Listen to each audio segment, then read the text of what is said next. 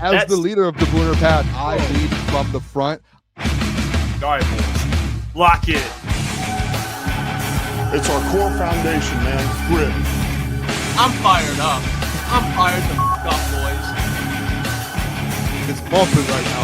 It's got my juice pumping, boys.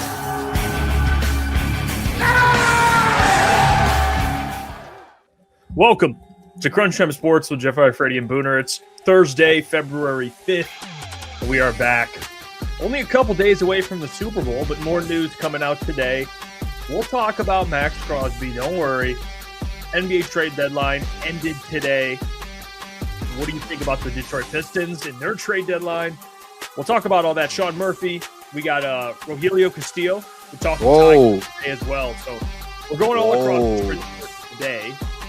And also, just to throw in another sport, I mean, you got the Phoenix Open on right now if you're watching golf. So, I watched that today. We're indulging in all types of sports today. That's what we do. By the way, shout out to Scotty Scheffler. I think we cursed him because we decided mutually that we're going to start betting on Scotty Scheffler every time he plays golf. And today he looked like absolute trash.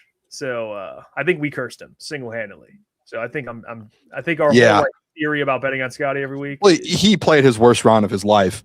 I was talking to my cousin about it, and we both agreed that Scotty Scheffler never plays a bad back-to-back round, and he's probably going to go like 8 under tomorrow, and he's going to get right back. I looked at Jeff, for him to finish top 10, he's still like top 5 odds to finish top 10 still. So it's like he's still like 5th in odds to win the whole thing. We're not out of the woods. I like that. You know what I mean? Like, you have to look at the positives here. This is one of the greatest ever. You text me, you're like, don't ever put his name in Tiger Woods. Like, come on now, Scheffler, man. He's right up. He's on his way. He's on. Come on now. Come on. What a day though today, man. I enjoyed today. Hey, Tiger signed Boone to a 2-year, $25 an hour contract. What kind of contract is that? A 2-year, $25 an hour contract.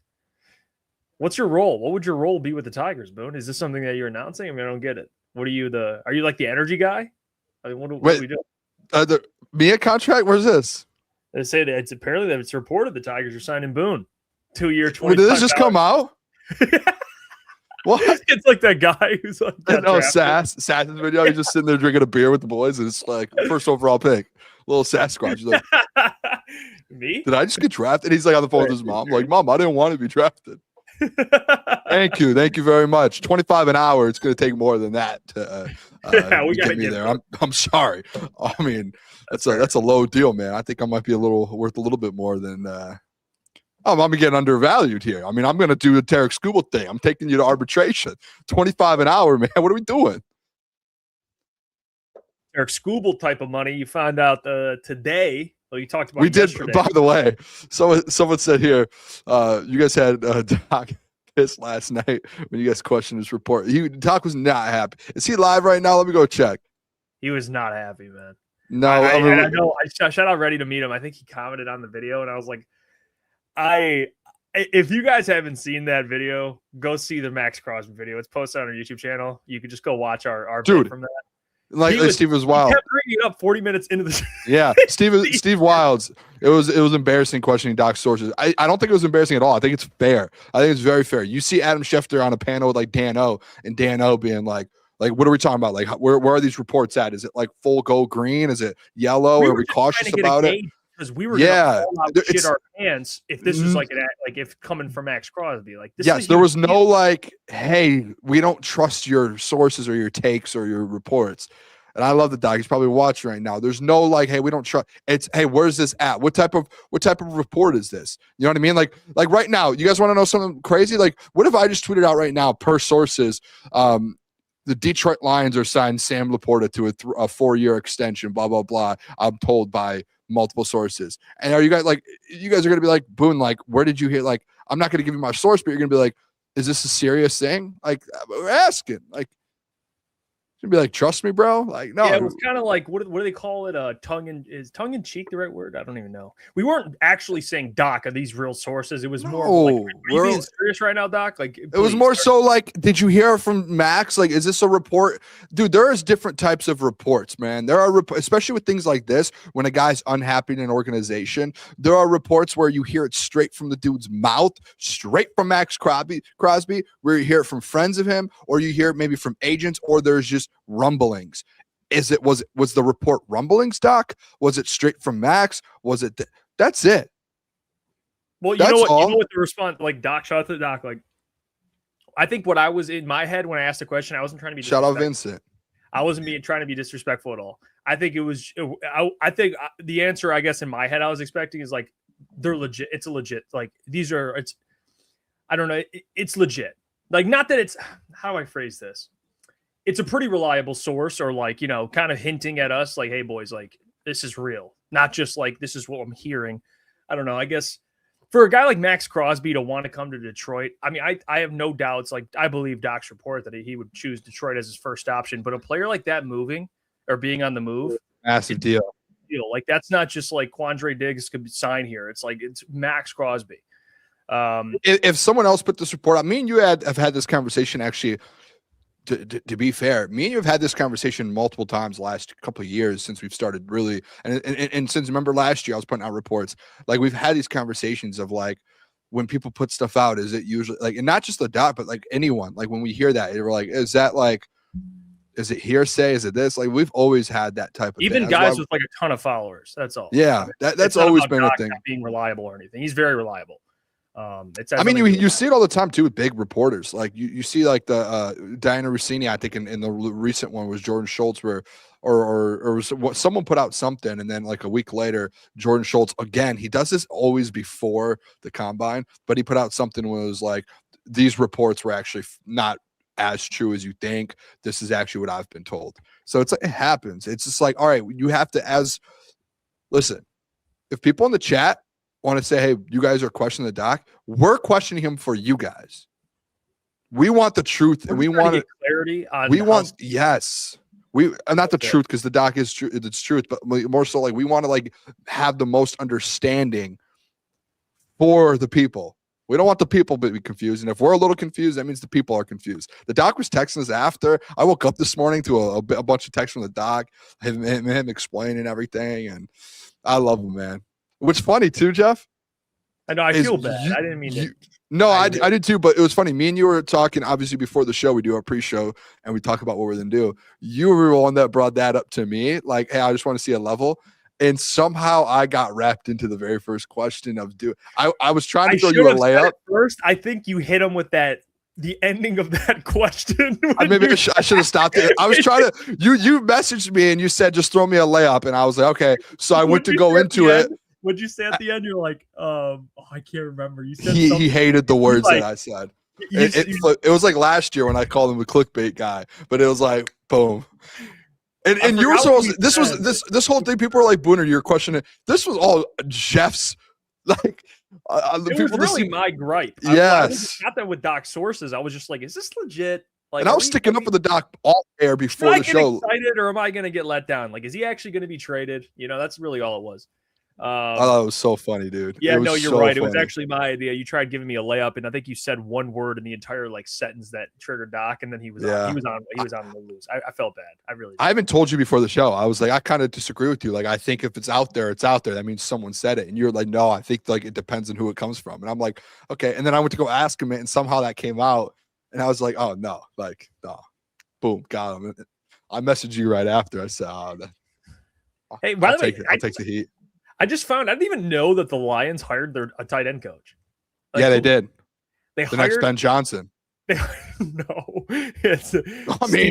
this is what happened with Ben, right? He was an offensive assistant, and then he just gets pulled up. Ben gets promoted to tight end coach. Yeah, Steve Oliver. He is an offensive line assistant offensive line coach.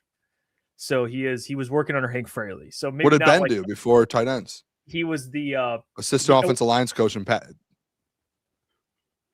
In what? Pass game. No, but Steve, I'm not saying, I was actually going to bring up that point ironically of like Steve Oliver, tight ends coach. Like maybe that's another guy they're trying to kind of keep an eye out for. Steve Oliver. Who knows? He's an offensive lineman from college. He played it and he's coaching it. But hey, I don't know. Maybe you learn that you coach tight ends like he did in college. By the way, he has experience with that. By the way, someone asked about Seth Ryan. This is, by the way, someone tweeted this out. I'm not taking credit. I can't remember who said it, but it's a good point. So Seth Ryan's the assistant wide receivers coach, Rex Ryan's son. Yes. And people were saying, well, why didn't he get the tight ends coach? I think there's a real chance in the near future that Scotty Montgomery does leave. So I not like right now, but at some point, I think he's going to get the wide receiver job, coach job. So that's my theory on it. I don't know. I don't think because I think he's a great coach. I think he's going to coach wide receivers though. So we'll see what happens. But congratulations to Steve Oliver. He's the next tight ends coach. So we'll see what happens there. They've had some bad luck at tight end, bad luck at tight end and at tight end coach. The guy they hired actually just went back to college, and then I think the guy before then, I don't know. I don't know much about him. I don't know where he went. He might have been fired actually. I don't remember. JST says Scotty's our next OC. Okay, so we're already planning a next OC. All right. He's not our next OC. Yeah, we'll get to, by the way, Sean Scotty, great coach. We don't want him to be. He's going to be an OC somewhere else, I would assume. Yeah. But you mentioned Maxx Crosby. It seems like he's been the talk of town, not only just around Radio Row, but to Lions players directly. Like, by the way, what? I just thought of something. Maxx Crosby. It's not even Maxx Crosby related. Do you know the player I hate the most in the NFL? Like that I've always just like who? Like my Joel Embiid of the NFL. You got to know. Edge rusher. I've always just like everything he does. I'm just Micah like Parsons? I had a come into like Jesus moment today. I think I like Micah Parsons all of a sudden. Yeah, I don't him at the Pro Bowl on the scooter like had me a little bit where I was like, I kind of like this dude. And then I saw him on a stream today, and he does what any like just dude does. And he was on the stream and he leaned back. He had to fart, and he leaned back. You can play it if you want, dude. And he tried to cover his fart up by yawning, and he was like, and then he did it. He farted, and it was the loudest fart of all time. And as soon as I saw that clip, I just went, "I'm in on Micah, dude. Like this guy is just a funny dude. He just wants to have fun. He doesn't mean any harm. Like everything he does, he's just like he's like a dude's dude. You know what I mean? Like." And then when I saw him at the Pro Bowl, I was like, "You just want to be around Micah at the end of the day. Like the way he was acting, it's like, how would you not want to be around this guy?" I've hated him for years. I just saw the clip. It's one of the funniest. I think it might be one of the funniest clips I've ever seen. Someone trying to cover. This is what popped into your head just now. Well, you said Maxx Crosby, and I just remembered. I was going to text you boys earlier that I've officially switched sides on Micah, and it just hit me. I was like, oh, that's like big news. I've always hated Micah. I'm sorry, that was such an off topic. No, I was just trying to see where that thought came from. I was trying to figure that out. It was the Maxx Crosby. Yeah. And then, okay. Well, Maxx Crosby has been the talk of town, not only around Radio Row, but to Lions players directly. Amon-Ra St. Brown, Aiden Hutchinson. I mean, I see these clips, and I part of me is like, is this an old clip? You know, because we've had this whole shebang about 2 years ago or a year and a half ago. Was it a year ago? Whatever it was. Yeah, it was about a year ago. I just remember all these types of clips that just kept popping up, like it was Maxx on a podcast. It was, Amon-Ra talking about Maxx or Myles Garrett or whoever, getting another DN on his podcast. Aiden didn't ask about Maxx Crosby. And then now we're getting all the same type of clips. Again, I didn't know these were recent.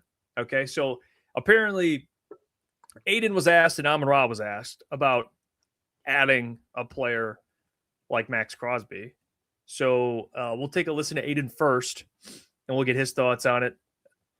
And we'll listen to him. We'll react to it. We'll talk about it. But here's Aiden on the idea of adding Maxx Crosby. there's just something. It really it sounds right. It's just right. It's Yeah. like head and shoulders being right for That's your right. dandruff That's and right. scalp cooling needs. That's right. Can you paint me the picture of why that's the perfect fit? I was actually looking that up on the way over here because I was hearing some rumblings about it, but I don't know. You know, I'm the rumbling. Nice to meet right, you. Go on. In the event that it did happen, that would be so dangerous. But and me and Maxx have a great relationship. I'd love to play with him. What do you mean? You What do guys I are think friends? of the? What do you mean you have a great relationship? I don't know. What's the You relationship? know, we see each other every now and then. We'll DM every now and then, and we both have a lot of respect for each other's games. Okay. And so, have you ever worked out the together? likelihood of him coming to Detroit is high. No. Just given with the amount of guys that they have to pay There's in the money, building yeah. that are I'm already living there. in a dream world. Right. I know it. In a dream world, though, it sounds really good and it sounds right, which I'm all for. Like him, you. Dream world. I know everyone heard that. Dream world. It is a dream world. I mean, I think Maxx Crosby and Aiden Hutchinson would feed. I said this yesterday. Would feed families. Like they would feed families and their children and their children and their children. In terms of their football hunger, you would watch Aiden Hutchinson and Maxx Crosby play together on the same D line. I mean, that's Will Anderson to Neil Hunter. I mean, that's how you're building an elite defense. So, like Amon-Ra said, when you have those two types of players, you don't really need to have the best corners in the league. I mean, it makes their job a little easier. So I trust me, like a Hutch playing alongside, that would be like, imagine clamoring for help for Aiden Hutchinson for years, and then you get Maxx Crosby to be the help. I would never ask again. I would shut up. It would be done. Okay. Even when AQM gets 11, you guys see why numbers don't tell the full story. Like AQM had 11 and a half sacks. That's probably what Maxx would give the Lions if they played together, but it would look so different. It would look so different. It would open up like an insane amount. I don't think people realize like it would change how offenses have to scheme up against you, like an offensive line. It would change everything. And the interior will look different. Hutch would look different. It would be, I mean, look at what the front does in Houston for even that secondary. Like I know they have dudes in that secondary, Jeff, but you can't argue that having Will Anderson and Danielle Hunter getting after a quarterback doesn't help make the quarterback make mistakes, so that secondary can get more turnovers or create more plays. Like the pass rush, helps out the secondary, just like, you know what I mean? Like Hutch said it all the time. Like you need to pass, or not Hutch. Actually, Amon-Ra said it last summer. Do you remember that? He was like, it doesn't matter what corners we have. If you have a pass rush, it doesn't matter who's playing corner. That's essentially helps, cover. You have a cover, like things like that. So you add another piece like that. And I know a lot of people think it's impossible. I don't think it's as impossible as like it really seems to be. I really don't. I had mentioned yesterday about the Ali McNeil thing. I put the tweet out today. Like, just compare the contracts of Ali McNeil. I could pull it up if you want. Yeah, want me to play the Amon-Ra clip and then we could talk about it? Yeah, let's do that. Let's do that. Amon-Ra talked about it as well. We'll play this and we'll talk about the numbers and how they can potentially make it work. Here's Amon-Ra talking about the same thing. Hold on, let me start. Maybe you guys should have Maxx Crosby on the podcast. That would be lit. We'd love to have Maxx. He's looking for a home, I hear. Yeah. Amon-Ra. Listen, Well, you know where to go. Lions are the top of his list. Okay. You mentioned it's not news to anyone that anyone would want Maxx on their team. You have said it. Can you just like paint the dream picture of what him and Aiden, what that would freaking look like in Detroit? Like what? I mean, I don't know how you stop him and Aidan, each on one side. It would be so lit. I feel like I can't think of a duo like Aidan and Maxx if they were on the same team. But like, again, that's neither here nor there. Don't you let him go to Chicago. Don't you let him. I don't know if you'll sweep him this next year if that happens. If he goes to Chicago, I'll be hurt. Have you talked to Maxx? I have not. I have not talked to him. He's not here, obviously. I wonder if he's just getting hit up by everybody. He probably is. You think? Probably is, yeah. You should maybe just send him some pizza. I'll send him. Send him a Detroit-style slice and sticks pizza. I think I will. I'll send him that. Send him a DM. Yeah. What would the DM say? Maybe like, eye emoji, like just some very Okay. easy, very slight. Very yeah. slight. Yeah. Not like, let's You just know go, what it means. like, imagine you crushing Right. Caleb Williams' soul. Nothing like that. Oh yeah, not the eye emoji in the DM, dude. That's kind of like he's like sliding into like a girl's DM. Like the eye emoji in the DM, man. that is hilarious, dude. What would you say? I thought he was going to be like, "Hey, let's go win a Super Bowl or something." And he's just like, "I'm just going to send an eye." Hit him with the emoji." eye emoji in the DM. Man. I have your tweet talking about the cap numbers of Liam and Maxx. Is that what you wanted? Yeah, so I brought up last night on the show, and I know a lot of people were like, well, Booner, like, and I think a good point is, like, to the people, and I did more research, but, like, a lot of the people yesterday when I brought up, hey, look at, like, just think about the Aleem McNeil contract compared to the Maxx Crosby one, like, it's almost identical, right? And a lot of people last night were like, oh, well, Boone, the difference is Aleem's value right now. Like, you can't trade. What are you going to end up trading Aleem for? Like, you can't be like, hey, Raiders, here's Aleem McNeil. He didn't do anything this last year, right? Like, his value is as low as it can. Yeah, it's as low as it can get. So I understand the people when they say that. But my thought process, and I texted you this today as well in regards to it, because I was like, okay, like, is there a way to even make it work? And like, yeah, you could probably trade Aleem and not get much. But the number one thing, first off, what people have to realize with this Aleem thing is Brad, everyone's asked for Brad to get an edge rusher across from Aiden Hutchinson, correct? Like, that's been a thing, right? Yep. What did Brad do instead of that? In the first round, he drafted Aleem McNeil's replacement with Tarik, correct? Yep. He did. And what do we always talk about when you sign guys? What do you need to do? You need to have guys on rookie deals to be able to replace those big contracts. You currently right now have Tarik Williams, a first-round draft pick on essentially a 4-year deal with the 5th-year opt-in on a rookie deal. Like, that's the most ideal situation you have, right? He essentially he probably had a same season as Aleem McNeil this year, and he's only going to get better. So if you're talking about, hey, whose contract can we move on from? What can we afford to lose?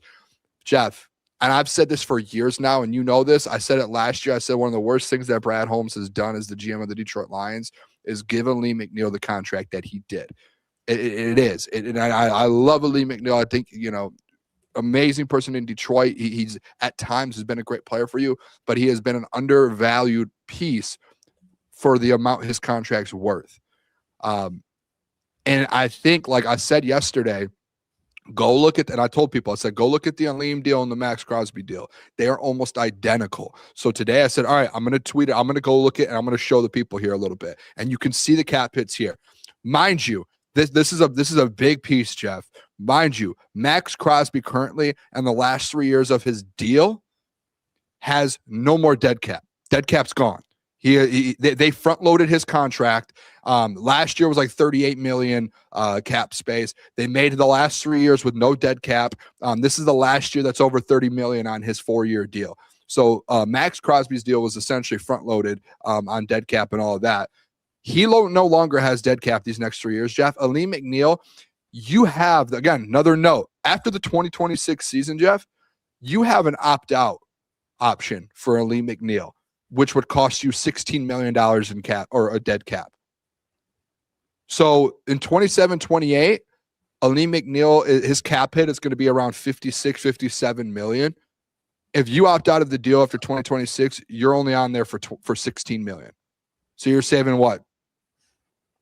$40+ million in cap space. Okay, so you're saving about 40 million something if you opt out of the Aleem McNeil deal. What is Maxx Crosby for 27-28? He's around $57 million, about the same exact price as Aleem McNeil would be if he was on the roster for the next 2 years.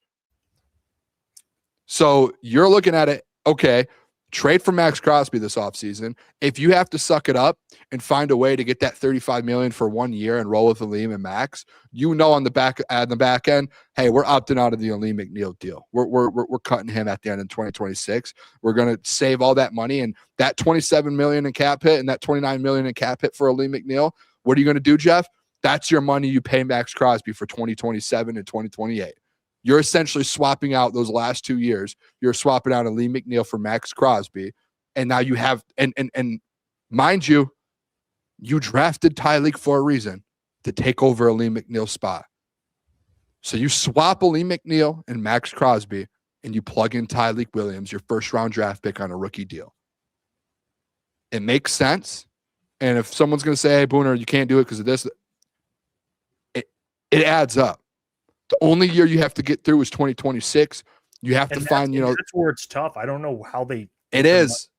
But teams have done it, and teams have figured it out. And you might have to take a loss on a different player, and you might not have to. And you know what it is, Jeff? Maybe you can't give an extension right away to some of these guys. You got to wait a guy to play out his contract. You would essentially trading Aleem, you'd save more money than cutting him. If they did it, I don't know how you trade him, like you said. So I'm not saying it's likely, but if they trade him post June 1st. They'll have like a $5 million cap hit, and they'll save like $25 million. So so you're essentially paying 10 more the next year for Maxx. Yeah, well, that easily find 10. Exactly. So, but that's the problem. But you're right. You're spot on with your take. I mean, that's it. His contract is the issue. Now, like Shifgon says, hang up the phone. I don't know how you get rid of him, because you're right. Like after this year, you can get out of it. Like straight up, I get out of it. I think if you cut him post June 1st, the dead cap's like 28 million. Yeah, it's a lot. Or you have to trade him if you want to save the money. But like you said, if you wait a year, you can probably get out of it next year. But it's tough. I just want people to realize, and this is my biggest thing, is when the Maxx Crosby stuff gets brought up. Like his contract isn't an Aidan Hutchinson thing, right? Or it's not a Trey Hendrickson thing where Trey Hendrickson wants, his contract's doable right now. Now it turns into a different conversation. If Maxx Crosby, and this is where people need to and I think a lot of people try and dunk on everyone on Twitter, and people who covered the team did that. Like it turns into a different conversation if Maxx Crosby wants out of Las Vegas because he wants an extension or he wants more money. Like that's clearly not it. He's under a contract extension for the next or deal for the next 3 seasons. Like that, it's not that he wants to get paid more. It's not that he wants to go somewhere because he doesn't want to be in a rebuild and he wants to win. And he has made it known multiple times in reports from Doc yesterday and on podcasts that he wants to be in Detroit. Like, and if you're Brad Holmes and you don't pony up and find a way, like people are like, it can't be done. No, it can be done. You have a top 5 paid defensive tackle that you could find a way to maybe move on from, or in a year you're able to opt out and move on from and cut him. That is the same exact price as a player that's an all-pro edge rusher at a position that you need.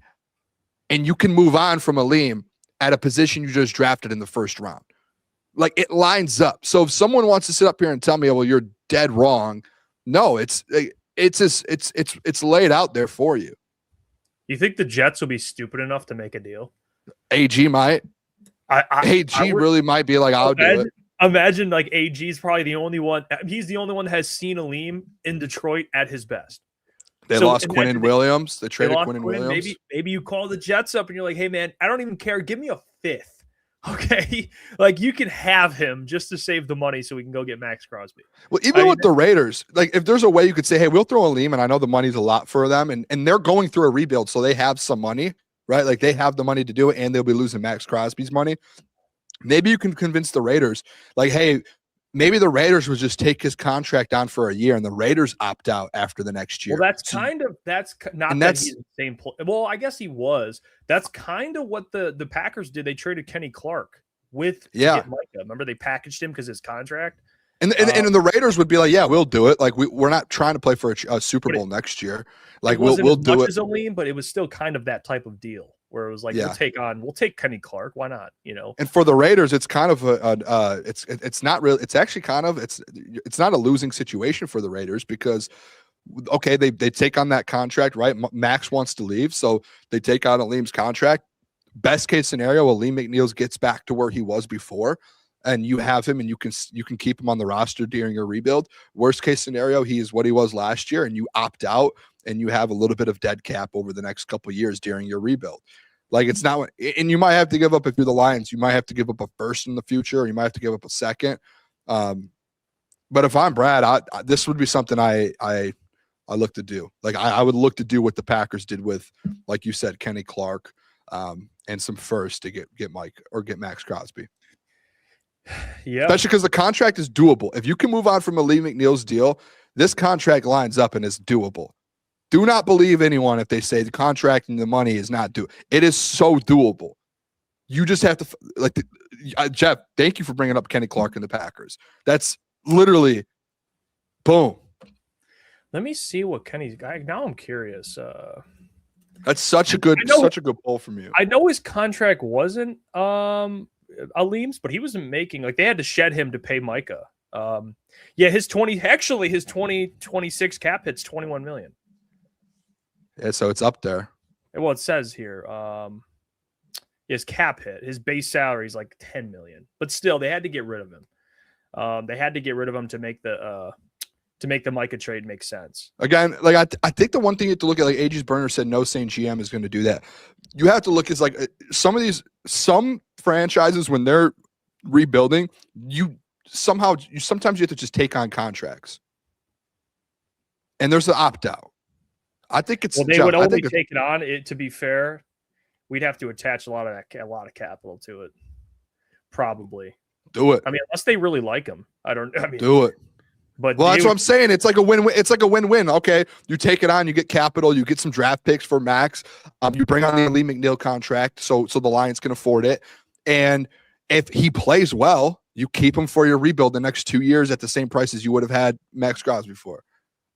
And if not, guess what the Raiders can do? There's an opt-out after 2026, so they can just move on and say we're moving on from him. Yeah. And AG said, it's literally a salary dump move. And a lot of rebuilding NFL franchises do that. You just literally saw the Packers do it, or and the Cowboys take on that Kenny Clark deal. Well, the frustrating thing about what kind of Brad Holmes and trying to determine whether or not he'll make a move like this, it really comes down to like it's GMs that are willing to make transactions like this, and Brad has not shown that. But if aggressive GMs will make moves like this, where it's like, hey, we messed up, we paid this guy, we're going to dump him, we're going to attach draft capital, clear this cap space, we're going to go get Maxx Crosby. Like, Brad Holmes has never shown and never indicated that he's going to be that type of GM where he's like, okay, I'm going to make a bunch of transactions, like, which honestly is super depressing. But he could. I think the whole point of this conversation, to what you're saying, is he could if he wanted to. If he really wanted to, he could make it happen. It would be a lot of it would be a couple transactions that would kind of be like, oh, this is okay, you're moving him. But it depends how bad you want Maxx Crosby, especially if Maxx puts Detroit as his number. If he tells the Raiders, and you would hope the Raiders would do him, that justice and do him that service. Obviously, the Lions would have to attach like 2 first-rounders or whatever to that and something. But still, like I'm cool. Done. Done. You're going to be picking back of the first round anyway. I could give a shit. I really could. Yeah. So I'm this is where Brad's got to. It's a Super Bowl move, man. It's a Super Bowl move. And that's really all people in Detroit are asking from their sports teams. Like, we'll talk about the Tigers because they're kind of in this. They're showing some light. Even the Pistons conversation we're going to get into. All people are asking for is GMs in Detroit to make win now moves to show the fan base that you're serious about winning a championship. Not that you hope to win, that you're telling your fan base, hey guys, we're going after it. Like we're going to win a championship. That's our goal, and we're going to make it very clear about how aggressive we are. Not that you have to define aggressiveness, okay? And I got to give you the dictionary definition of aggressiveness. But actually showing it, okay? Talk is cheap, action's expensive, okay? And Brad, to do this, that's action, okay? So that I really hope that Maxx Crosby asks out, they shop him, and the Lions are the first in line. Not make the call, okay? Not make the call and say, hey, what's it going to cost? No, make the call and say, we're getting it done. This is what we have. Yeah. Let's talk. How far away are we? It's one of those things where Brad, again, his postseason press conference, he's like, we've been aggressive. Nothing's just worked out. I think this is one of those moments, if it is actually a serious inquiry where Maxx, it's like, hey, my top choices are boom, boom, boom. If one of those top 3 has Detroit in it and you're Brad Holmes and there's a realistic opportunity and you might have to move on from a player or two and you might have to move on from a draft pick or two and the pricing matches up, again, we just explained to you an option for it. There's probably more options on this team for it. You pull the trigger and you do everything you can to get it done. Like that's what you do. You're at that point now. And I think a lot of Lions fans might feel a little impatient. And I think that's one of the big things with this whole thing. It's like, hey, man, you keep saying you've been trying to be aggressive. at some point, you look at a lot of Super Bowl winners, those GMs become aggressive, and they don't just try to be aggressive, they succeed at it. Look at the Seahawks currently with some of the defensive players that they've had, Leonard Williams, some of these different guys that they've had. Like, they've pulled the trigger on guys, whether you think it's a big move or not, they've done it and it's worked, right? And that's where you have to look at, when are you going to do that? You're pulling the trigger on a lot of contracts in-house. That always doesn't work. And obviously the last 2 seasons it hasn't worked. So you have to be able to adapt. This feels like a would be a massive move. And it's not like a guy that doesn't fit the culture either. Like, this is a dude that's like, end of the season this last year, they asked him to sit out and to rest him. And he was mad and went public being like, I want to play football. That's what you want in Detroit. Like, those are the guys you want in Detroit. Like, Dan's literally telling guys that they have to play in week 17 when it means nothing. And the Raiders are telling Maxx he can't play. And Maxx is like, I want to play. What better fit? I know. And there's the reality of it is, like, this is why I have doubts, is I was trying to look up in NFL history. Not that this proves it's not going to happen. It's just a thought. I don't think there's ever been a team with 2 defensive linemen making $30 million plus. I don't think there's ever been a team like that. So yeah, but it would only be for 1 year. So it'd be like that's the issue is, you've had 2 defensive players making a lot of money, but it's brutal. And so, by the way, I want to ask you this. This is a good comment. AG's burner. Giving up 2 first-rounders when the O-line needs a revamp would be a franchise suicide. How do you feel about that? Because you'd have to trade this first-rounder this year. You'd have to trade 17 if you were. I think this tackle class is good enough to where you'd get a second-round pick and you go tackle at that second round. But essentially what we're saying is, like, what was the one thing we said about the draft picks this year? The first 3 draft picks. What do we say? You need to draft starters. If you give up a first-round pick this year, that's essentially like taking the player, right? Whoever you're trading for, you're essentially being like, this guy is slotted in there. Yeah, Maxx Crosby is an automatic starter. Yeah. So you essentially just drafted a starter with that first overall pick, giving it up. An automatic starter, a proven guy. It's no longer like you're questioning, but there's been mock drafts, and Lions fans have liked mock drafts of the Lions drafting. Remember that the Auburn edge, different edges this year. And guys, I love that. That are maybes. Guys that are maybes. I've already seen edges mock to the Detroit Lions in the first round. You're essentially just mocking Maxx Crosby to the first round. That's essentially all it is. Making a lot of money, but still, he is. It would be a guarantee. You would know what he is. I'm with you. I'm with you. I don't. Again, my thought is I don't think it's going to happen. I just don't. I don't have faith. Brad hasn't shown me to have faith. He hasn't given me enough hope throughout his regime. He missed his window to at least make these types of moves. Not saying, again, you already went through it. He could still do it, but it pisses me off so much that there was a stretch where you could have made this type of move when Aidan, by the way, was still on his rookie deal, and you didn't. So, there you go. That's what happens. When Aidan was on a rookie deal, you could have went and got a $30 million edge, but you chose not to. So now Aidan's going to make he's going to be one of the highest paid defensive ends. It's like, all right, here we are. Yep. Not that he doesn't deserve it, but my goodness. Fully deserved. Yeah, fully deserved. But it's like, here we go. Now everyone gets expensive. I don't know, man. Shout out to the doc, man. He caused a shitstorm the last couple of days in Detroit with this Maxx Crosby stuff. He really has. It's funny. Kay Adams asking Amon-Ra, being like, he says his first choice is Detroit, and that was the doc's report. So people are running with it. Mm-hmm. Yeah, I mean, he did. It's confirmed right from his mouth. I mean, he said it on the podcast he was on like a year ago. If it wasn't the Raiders, where would you want to play? He said Detroit. So come on, man. Send him Detroit-style pizza. He's already had it. You know what I mean? Come on home. He's already familiar with all of it. You don't even need to wait too much longer on it. But yeah, we'll see. By the way, too, just so people know, Protector of the Year awards comes out tonight. Do we think Penei wins it?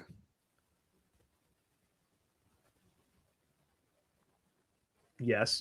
He's a finalist. Because I'm trying to think, who's the other finalist? You know? I could check. Because it would be, Trent Williams. did he play? I don't know. A lot of these guys were hurt. Like Lane Johnson was hurt. Like Penei played and played in an O-line that wasn't that good. It was like by far, obviously, their best player. But yeah, I think he wins it. I saw assistant of the year went to Josh McDaniels, well deserved. Protector of the year finalists: Penei Sewell, Creed Humphrey, Joe Thuney, Garrett Bowles out of the Denver Broncos, Quinn Miners out of the Broncos, and the Dolphins center Aaron Brewer. And the voters, they actually showed the voters for it. They're O-linemen, aren't they? LaCharles Bentley, 2-time Pro Bowler. Jason Kelsey, 7-time Pro Bowler. Sean O'Hara, 3-time Pro Bowler. Andrew Whitworth is on it. Will Shields and Orlando Pace. Those are the By the way, voters. if you see Jason Kelsey voting for Lane Johnson, just revoke his vote. I agree. We're not doing this whole let's be unbiased here. Well, Lane's not even finalist, so he's okay. Good. Joe Thuney. That's the only guy. I think him or Penei. I think that the Broncos tackle has an argument from that Broncos offensive line. Just gave Bo Nix everything. Yeah, that's true. So good because Joe Thuney was he was a guard who started at tackle in a game, like a big game. I think it was like Joe Thuney can. So he played two different positions throughout the season for at least at some point. So he should. I mean, that's if you're talking about protector of the year, he played two different positions. But I think Penei should win it, and Joe Thuney would be like my second pick. All right, let's bring on our good friend to talk some trade deadline. Which, by the way, before we do, got to tell you about our friends over at Sleeper. We'll talk Pistons trade deadline. And then we'll talk Drew Petzing because some Cardinals players talked about Drew Petzing. So we'll get to that later after we get through some Pistons trade deadline. But first, here's my Super Bowl picks for Sleeper. I've interrupted the show to tell you about our friends over at Sleeper and specifically Sleeper Picks. And I have my picks for the Super Bowl, which is on Sunday. Seahawks, Patriots, squaring off. And I have 4 picks for you guys that you guys can tail on Sleeper, or you can go with your own. But the ones I'm going with more on Stephon Diggs' receiving yards, most experienced wide receiver they have, and he's the best. And I think that Drake May is going to lean on him in a massive game.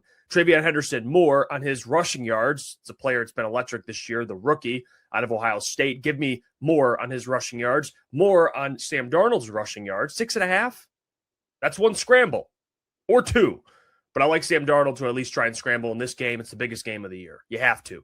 JSN, I'm going to go less on his 94.5 receiving yards. It's a risky play, but I think New England's corners are just too good for him to go out and have 100-plus yards. So I'm going to go less than. I think he has a pretty good game, but I don't think he has a game like he had against the Los Angeles Rams. So those are my picks. You could tail them or choose your own. Sleeper, proud partner of Crunch Time Sports. Now let's get back to it. All right, let's bring him on. Host of From Half Court. Covers the Detroit Pistons. Good friend of ours to recap the Pistons trade deadline, Mr. Shawn Murphy. Shawn, how we doing? Booner, Jeff, what's going on, boys? Good to be here. Good to be talking some basketball. I mean, this guy was had a late night talking to Bray. I mean, this guy was hanging out with Braylon. He's on the court. He's in the. I mean, this guy. Shawn, are you? What's going on? Please remember. I mean, hey, pretty simple. What happened here? Found out our guy Braylon Edwards was at the game. Our guy, our other guy, Brandon Dett, Detroit Kool-Aid, was like, "Hey," shut up, Brandon. He was like, "Hey, you want to go say hi to Braylon?" And I'm like, "Yeah, I do." And so we took the time, snuck in right at the end of halftime, beginning of the third, exchanged some pleasantries, and went along our way. Pretty simple, but it was a good time. Always great running into him, and a heck of a week, to say the least. Did you rub elbows? Maybe getting I don't know. Were you getting in like a singing battle with Usher? How did that go? I mean, I saw Big Sean saw there was another Big Sean in the vicinity. We got a little territorial, kind of had to work it out. We're ready to go, but no, it was you should see the other guy. Oh, Shawn, well, I was excited to talk to you because me and Booner, we've been talking all week about just kind of leading up to the deadline, and then we reacted to the Ivy stuff, and we're kind of getting a feel for the fan base here with the Ivy stuff. And then we were trying to figure out if they're going to make another move. I'm sitting here going, they got to make another move. I mean, there's something coming. And then, that's because we didn't have you on the show to tell me that I'm an idiot, I guess, because no move happened, Shawn. We'll start with the Ivy stuff. I just want your reaction to him being traded, because initially people were upset with the return. And I think me and Booner were in the exact same boat with this. And what had happened, I think what it made me realize is what his value actually is, unfortunately. I think, and we're Pistons fans do it. I think every fan base does it, where and this happens across all sports, where we overrate our players because we feel a sort of connection with these players. When it comes to like around the league, it was reported Trajan Langdon's been calling teams for weeks about Jaden Ivey, and people just believe he was like, oh, I'm going to take the worst offer. Can you just kind of give your take and your reaction to it now that we're a couple days removed? Yeah, I think, a lot of times, like you just kind of alluded to, if you want to get an understanding of what a player's true value is in the league or how other teams view them in this current state, look at what the trade return is if they're in a transaction. And, it's like, look, I think we've all seen the upside of when Jaden Ivey was at his best, when things were being pieced together. Like, we all saw why he was drafted number 5 overall. And I think that's why a lot of people in Detroit, look at this transaction and are confused, because it's like, wait a second, on January 1st, like before the guy went down with the injury, he was awesome. Like, why are we trading that guy? But the truth of the matter is, ever since coming back, he's struggled to get back to that point. And when you talk about a team that, has only thrived despite of that, it's one of those things where you consider making a change. And look, like, yeah, it's not the deal that they made, like, wasn't a world beater, but like part of why this move was necessary as well is because more than likely Detroit wasn't going to be looking to sign him to a major extension based off of the injury and based off of how he was playing this year. And even just with his restricted free agency status, there was a $30 million cap hold with just him being a restricted free agent. So you talk about all the flexibility that, opens up this summer and what they can do with moving on from Ivy. And, listen, he was about an 8th to 10th man in our rotation. The question, there are people who are still asking, was he on a minutes restriction towards the end? And the answer was he wasn't on a minutes restriction since like mid-December. This was just the role that he had on the team. And I think you just actively saw that he was struggling with that both on and off the court. And I think that they needed to make a move that was beneficial for both sides. And listen, Kevin Huerter's not a world beater. I'm not going to come on here and say the Pistons had this incredible trade deadline. I'll come here and argue they didn't necessarily have to. But, with Huerter, it's like he's a career 37% three-point shooter. He's 31% this year. I would argue some of the issues Huerter's had are easier to fix in Detroit than Ivy's are. And there's a little bit more of a runway with the skill set that Huerter has, being more of a high volume three-point shooter on top of the additional size and not necessarily needing the ball in his hands to succeed. So, listen, it's not a world beater trade. I understand why fans are upset. It is one of those things where, from the emotional component, this is the sucky part in the downside of the NBA, especially with someone where it's like, I don't think any of us would come out and definitively say Jaden Ivey's a draft bust. It just didn't work. Yeah, Shawn, I do want to ask you, like, outside of the Jaden Ivey trade with the Kevin Huerter thing, just in general with the trade deadline, I mean, on our Twitter, we put out, hey, can people drop the grades they give Trajan Langdon? And I feel like it's both sides. There's an argument for both. Where did you land on the trade deadline as a whole? Were you hoping, that Trajan actually, made and pulled the trigger on like a Trey Murphy or a Michael Porter Jr.? Like, was that something that you wanted to see? Or is it more so like, I do feel like this was more so expected, but people wanted a bigger move. Is that where you're at, or kind of where did you fall when it comes to the trade deadline and what Trajan actually ended up doing as a whole? Yeah. So I remember at Media Day, JB, Trajan, everyone said essentially like what they wanted to see this season was they wanted to give this group the opportunity to see how far that they can go. And I understand that, especially as they got closer to the deadline, they start winning more. They're doing better than people expect. It's like, okay, well, do you want to jump on this momentum? I think if anything, that only emboldened the front office and the coaching staff and their idea of, okay, this group is already exceeding our expectations at every turn. What if we don't have to make a move before, like to go out and win a title or, heck, even, make the finals. So I think it's one of those things where it's a risk, but it's a calculated risk. I mean, I would say if you look at the landscape of the league and all of the moves that have happened at this deadline, it was an active one. It was a crazy one. But the majority of the impact deals, you're not going to see an impact on until next October, because this was essentially what people are referring to as pre-agency. Teams like the Pacers going and getting Zubac from the Clippers. That'll be a big deal next year. Teams like, the Wizards going and getting Anthony Davis and Trae Young. That'll be pretty significant next year. To guy like, yes, James Harden is, certainly an upgrade for Cleveland. I would argue, over Garland, like an integral, like a, kind of not like a huge one, but they certainly got someone they can count on to be available.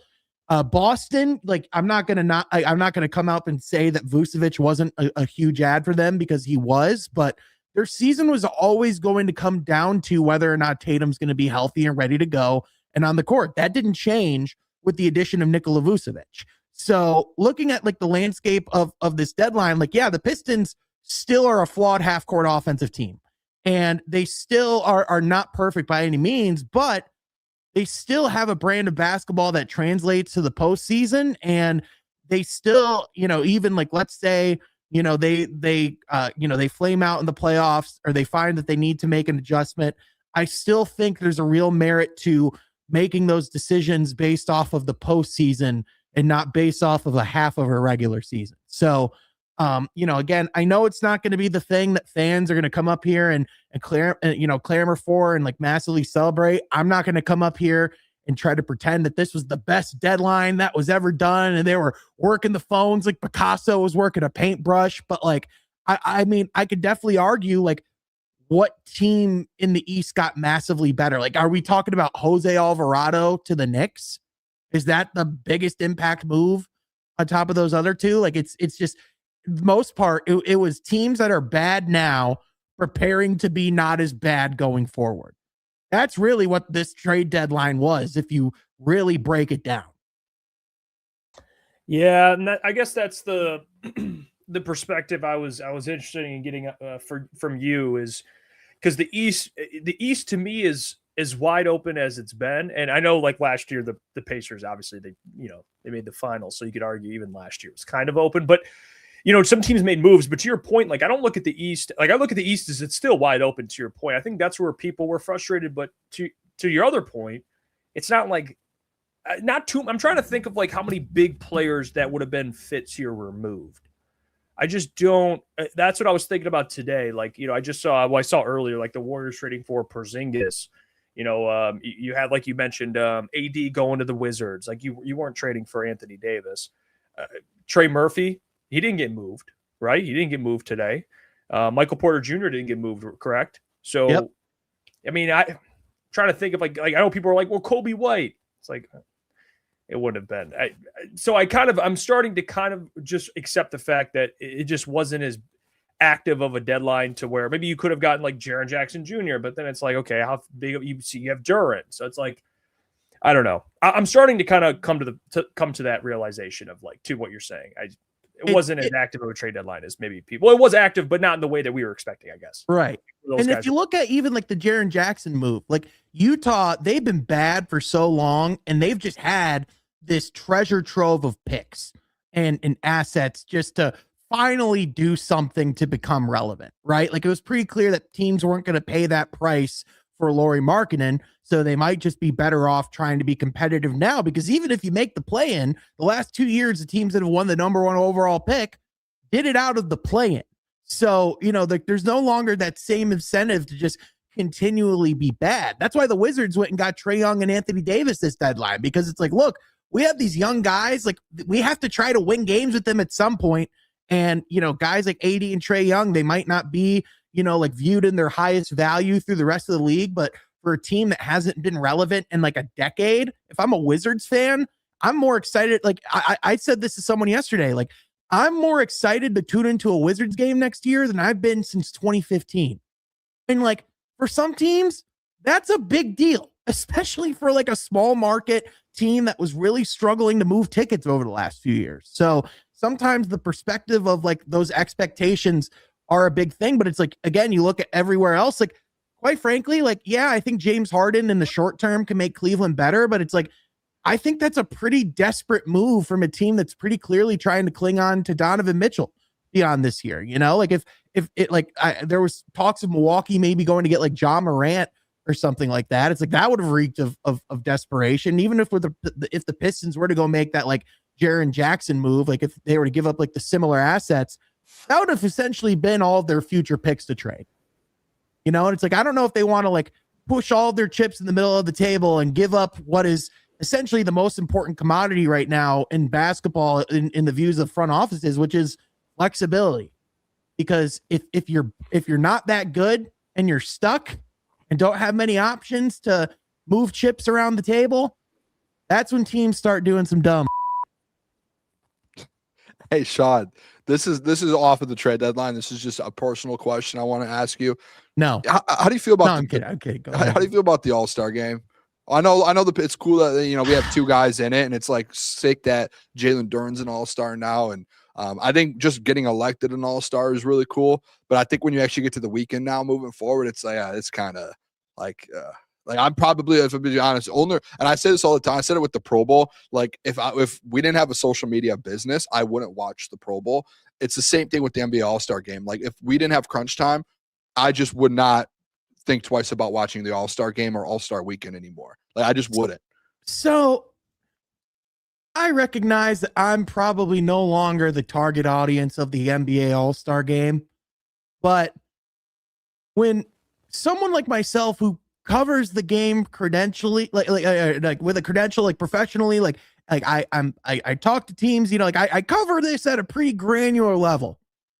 When I don't know what's going on, there's a pretty good chance that people tuning in at home don't know what's going on either. And it's like, I thought I understood this, you know, this format until they revealed that there's 2 USA teams and 1 world team. And there's 3 teams now. How do you it's a round robin. There's the Stars and the Stripes team. And I'm like, what are we doing? Like this, yes, the All-Star game is intrinsically broken. Players don't like play with the effort.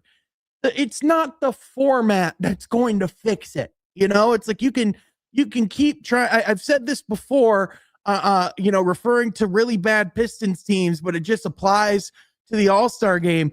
You can rotate a turd all you want. It's still a turd at any angle. Like, yeah, maybe the lighting might look good at this angle. It's still a turd. So that's how I would tell Adam Silver. And in the league offices, you got a real turd on your hands with the All-Star game, and you're just rotating it. Can we just go back to East and West? That's all I want. Like East and West was never broken. And I said too, I don't know if you saw this, but like Wemby and even Jamal Murray, we're actually going to come and play hard. And then like, we're actually going to try. We're kind of tired of the older guys, like just going out there and just have, like, I think really what happened was the old heads kind of still were the old heads. And the old heads were like, I just don't want to do this anymore. I've done it so many times. And I think it kind of got over for them. And then Adam Silver tried to change it. Like, just keep it East and West. Now we have new guys in there that want to actually play. Well, let's just get back to the old All-Star game. I think, honestly, it's like disrespectful to, you know, NBA alumni that they've switched it and they've ruined it. If I was like an older player, I'd be like, this is a disgrace to our game. Bring the East and West back, the red and the blue, and let's go play some real All-Star basketball. To be fair, I kind of like the fact that they draft teams. I think it's stupid. I think it's dumb. East and West.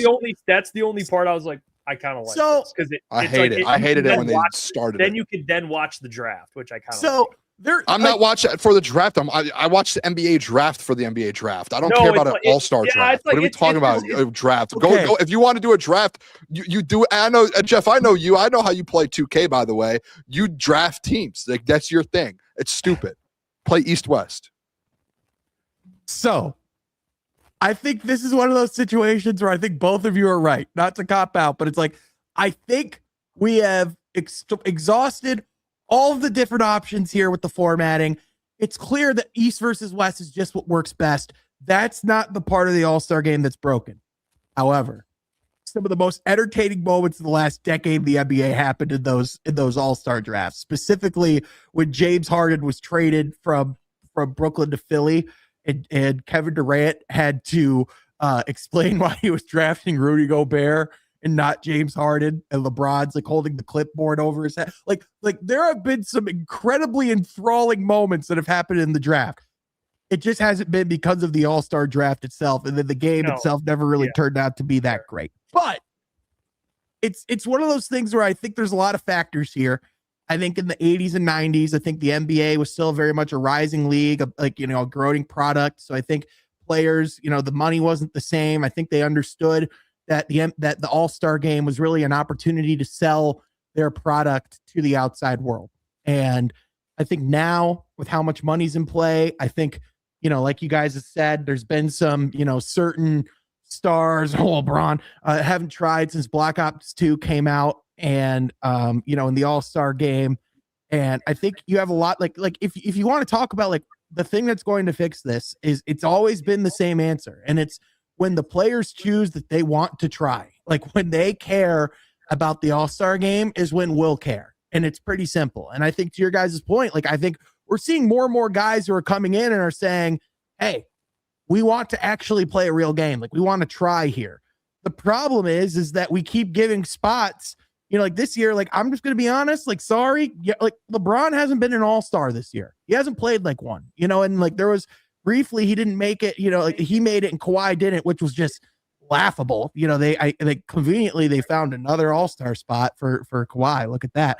But, like you look at the fact that it's like we go out of our way to keep putting these players in the game when literally this time last year, LeBron said, yeah, I'm not playing in the All-Star game. I'm going to sit this one out.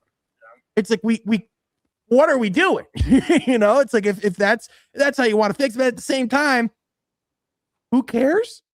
Like that's kind of the other thing is like the All-Star game hasn't really been relevant in like a decade. So it's one of those things where maybe we're just better off naming the teams and not even having the game. But at the same time, I wish that wasn't the case, because when I was a kid, I thought the All-Star game was like the coolest thing on the planet. And I think it should be. Now, before we get you out of here, speaking of, you were talking about rotating a turd.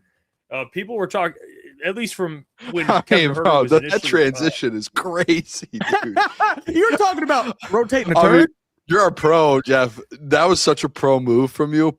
It just what a transition. I was going to say, people would say that Kevin Huerter had a turd of a season shooting from three. So can we clarify some of that, Shawn?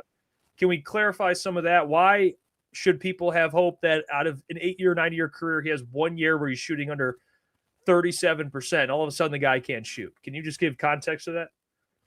I would say that, and there's a saying that it's like 80% of the players in the league comes down to fit. And and like the organization that's around them. And I think I would even point to a guy like Dennis Schroeder, who was just signed, to a deal in the summer in Sacramento. That didn't work out. People are blaming him. And it's like, dude, it's like, why would they give him that money? Clearly he's not a good player. Goes to Cleveland, instantly starts looking like an impact player again in a solid, like rotation piece. It's like I think a lot of times a player's production can come down to the fit and, the organization and the structure around them. And I think with Chicago, like, yeah, they're a better offensive team than people give them credit for, but it's like they're a team that I think is still very much like establishing an identity. I think, Hunter Patterson, the Athletic, he wrote a really good piece kind of talking about how, in some of his best years in Sacramento, we're playing with some really good bigs like, Domantas Sabonis, someone who could, like set screens and get screen assists at a really high level. Both Stewart and Duren have more screen assists than any big on the Bulls roster. But also I would just point to the playmaking that he's going to be with here in Detroit is going to be the best he's played with since, the Beam team in Sacramento, that really good offensive team where he was a really effective 3-point shooter. So I think a lot of times it comes down to fit. And, even here, like, He won't be the number one shooter, on people's radar. He won't be the focal point of team scouting reports in that light at all. So I think it's like, when I say like there's a higher chance of it working here in Detroit, it's because it's already been proven what kind of role Huerter can thrive in, and just like what he needs in order to succeed. And I think if you look at the situation Detroit has, like Duncan Robinson's come to Detroit and played really well, and I think it's one of those situations for Huerter where it's like, to me, it's almost like if it can't work here, can it work anywhere? Yeah, I actually like Kevin Huerter. I do. I think this team was so Duncan Robinson dependent when it comes from someone who could just get hot from three. They just don't have enough guys like that. I think Kevin Huerter can do that. So now he might be first team all. Do you have games on your phone? Yeah. But he's there are a lot of things to like. By the way, I want to get your guys' thoughts on this. I thought of that joke earlier. I went down a rabbit hole. This is my starting five of players made up solely of guys who look like they give the aura of "Do you have games on your phone?" So, at point guard, what does we got. That even mean? What does that even mean? It means like the little kid. It's like, "Do you have games on your phone?" Like, okay, Kevin Huerter. Does that answer your question? Yes. Yes. We got Jalen Suggs at the point. We got we got Kevin Huerter. We got Con Kneppel. He looks like the first guy who spent. He might be first team all like MVP. Con Kneppel, he might be the first guy who spent his signing bonus on V-Bucks. And then you got Mo Wagner at the power forward, and then you got Mitchell Robinson at the center. I'm just saying, that's an all "Do you have games on your phone" lineup if I've ever heard one. Yeah, Mitchell Robinson, iPad kid. 100%. Another great way of putting it. Yeah, iPad kids, man. Shawn, we love you, man. Good stuff today, bro. Keep up the great work. You guys can check out From Half Court for Pistons coverage. He does a great job over there. We'll talk to you soon, I'm sure. Appreciate it, boys. Thanks for having me. Thanks, Shawn. Appreciate you. Shawn Murphy joining the show to talk some Pistons trade deadline. How do you feel now that it's wrapped up before we move on? Like, we're done. It's over. You got Kevin Huerter. Yeah. I mean, I've made it known that I've let it known that I think the Pistons team currently can go to the finals, which before the trade deadline, they were the favorite in the East to go to the finals. And I think that they can win it all. By the way, the NFL awards are on. Bijan Robinson, I think, is DJing. Like, you know how you have like a DJ there, like DJing when guys walk up and stuff. Bijan Robinson, maybe I'm wrong. I think that was Bijan. I don't know. Maybe it wasn't Bijan.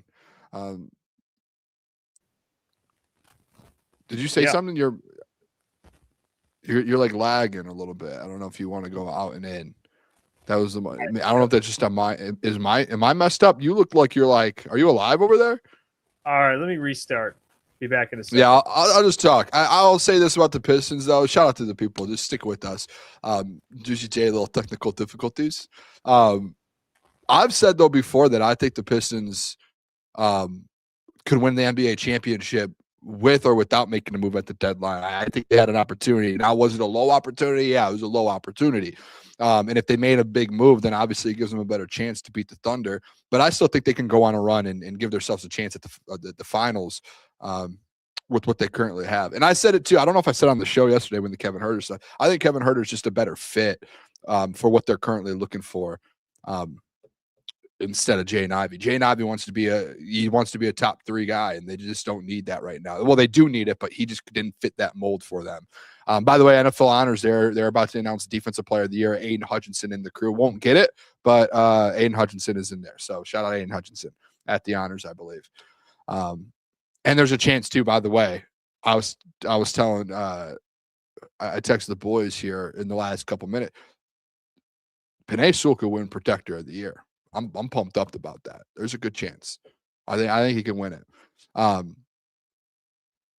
Rich Baldwin said, "When did you guys start bleeding bad language?" What does that mean? Bleeding bad language? Beeping? That might just been Shawn. Shawn does that. Shawn does that. Not me.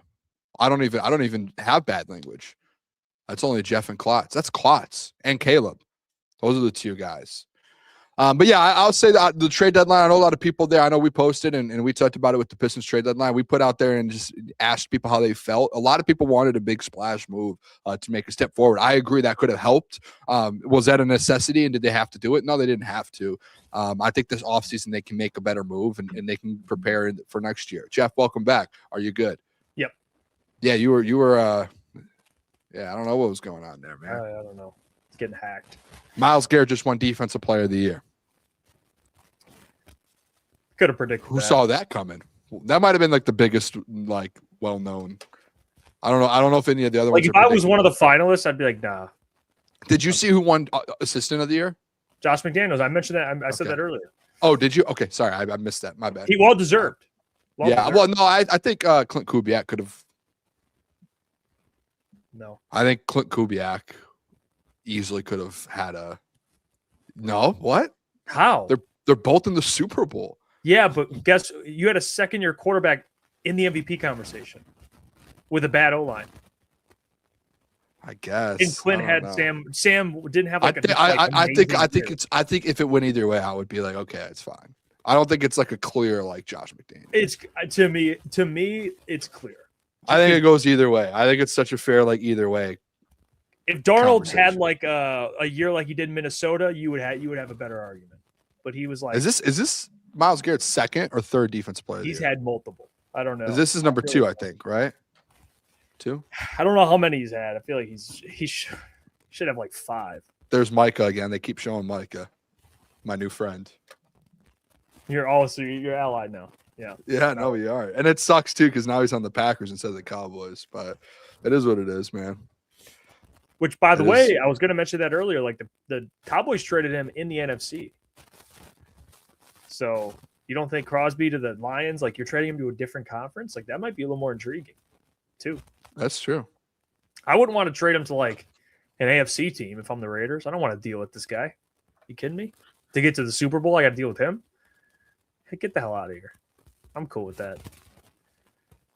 I am cool with that. Dude, I'm sorry to get, I'm just hearing this static in my ears. I don't know if it's my headphones or what it is, but it just won't go away.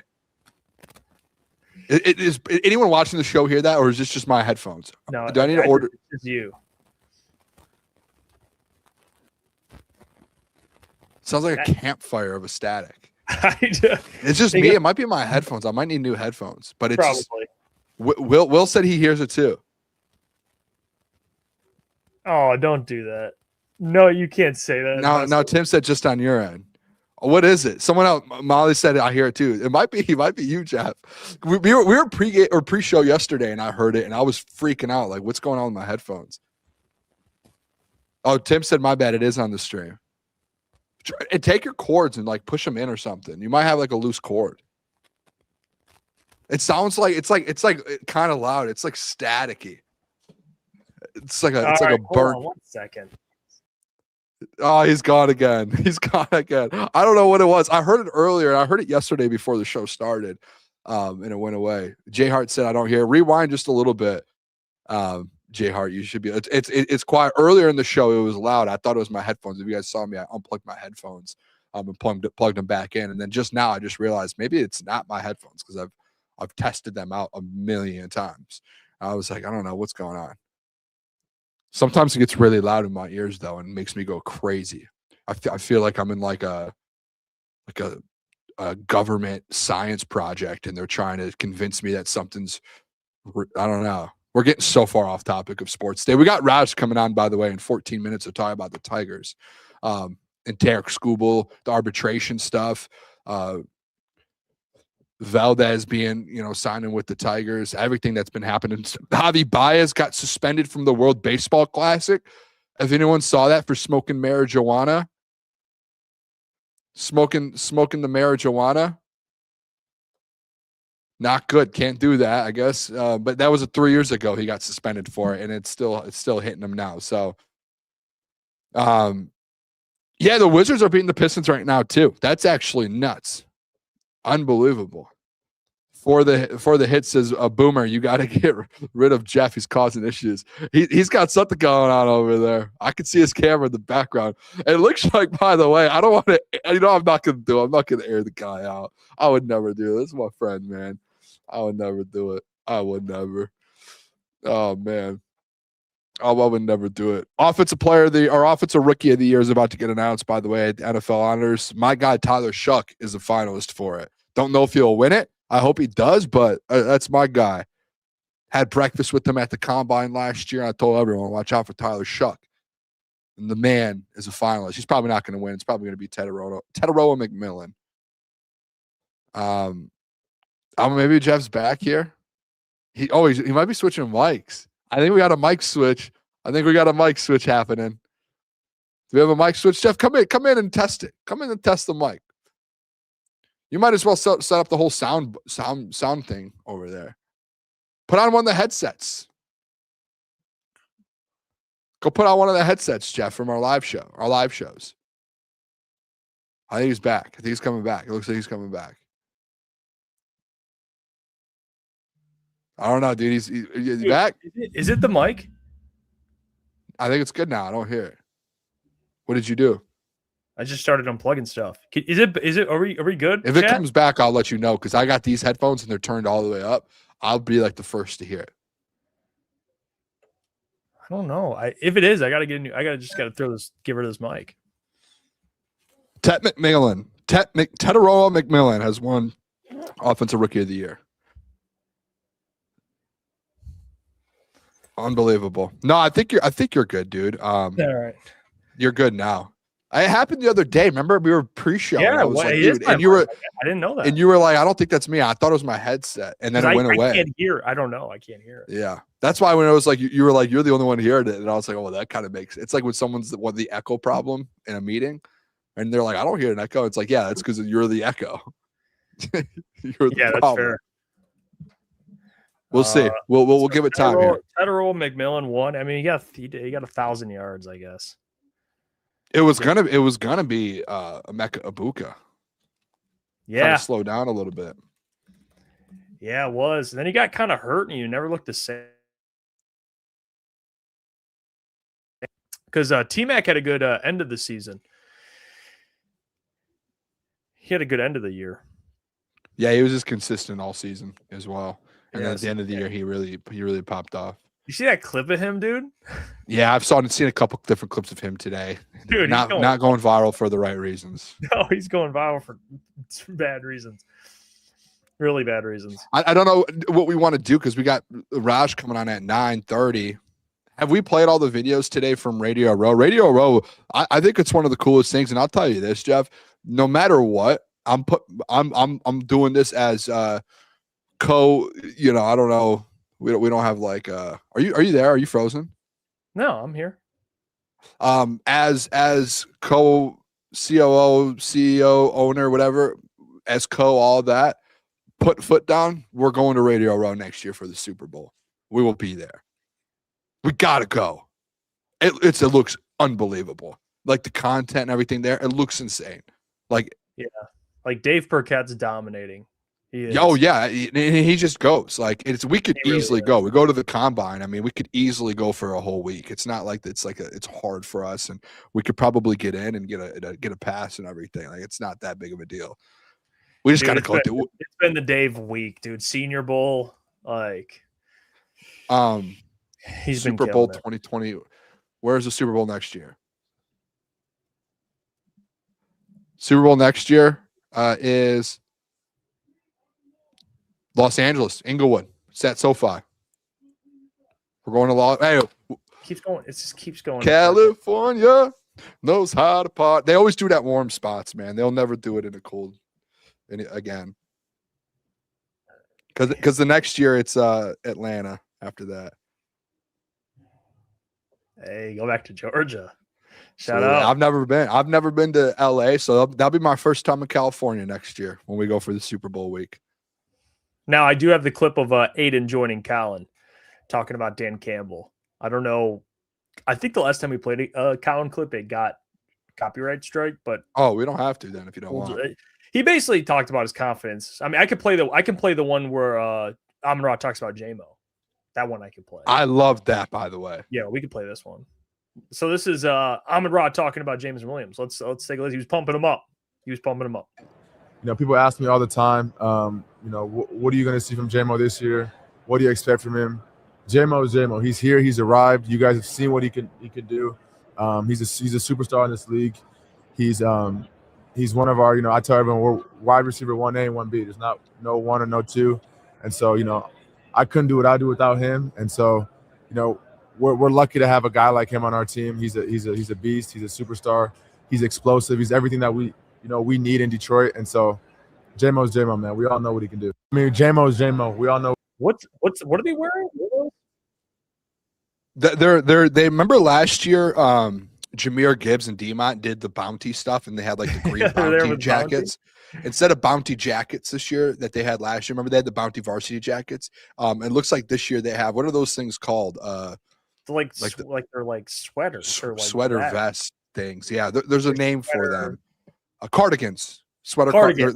They're wearing bounty cardigans, which is, I mean, it's kind of, I mean, imagine the when they hit Penei up, like, hey, what size cardigan do you need? He's like 4X. Those are kind of tough. I kind of want a bounty cardigan, dude. Those are kind of sick. Those are kind of sick, man. And by the way, off topic here, just with the NFL awards going on, Offensive Rookie of the Year voting. So Emeka Egbuka, Jeff, was a finalist. They didn't even get a vote, and they made him a finalist. T-Mac got 41. Tyler Shuck got 5. Gray Zabel got the third most votes, and they didn't make him a finalist. Is that not weird? How do you determine finalists then? The guys with the most votes. That doesn't make sense. So why is Gray Zabel not in the finalists at the...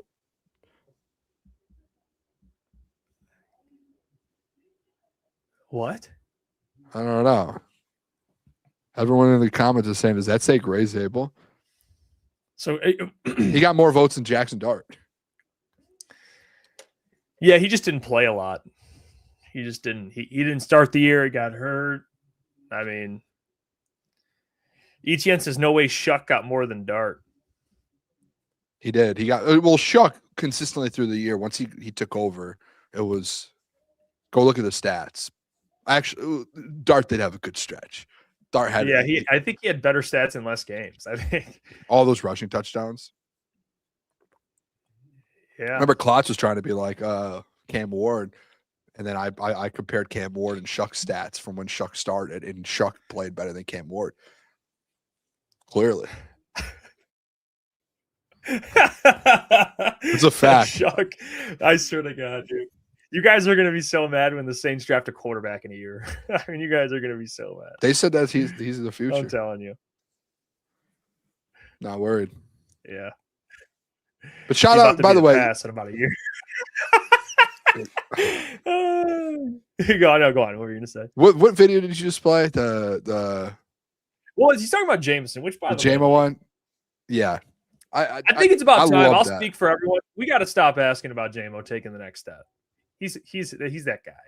Yeah, and I love our media, but like no more questions about Jameson Williams and his development because he's already that guy. You know what I'm saying? We don't need to. Like, it's like asking Amon-Ra, like, or asking Jamo, like, how much better you think Amon-Ra? Like, now we just I kind of agree with Amon-Ra. I think you could tell he's like, dude, everyone keeps asking about Jamo. Like, he's Jamo, like, can he get better? Yeah, but he's a very good wide receiver. I mean, he's one of the best wide receiver 2s in the NFL. I think it stems a little bit, and I don't want to, like, this just get taken the wrong way. I think it stems a little bit from the fan base. Always, asking and being, a little pushy. Well, the conversation earlier, he wasn't getting used. So, like, I get all that. Yeah. That's fair.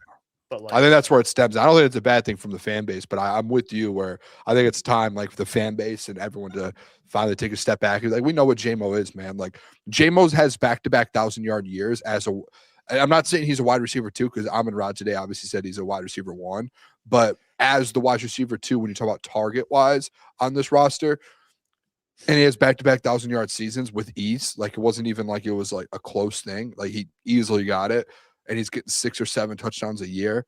If you throw him on a team where he's wide receiver 1 and he's getting all those targets. Like, I mean, the man is going to be one of the best in the league at the end of the day.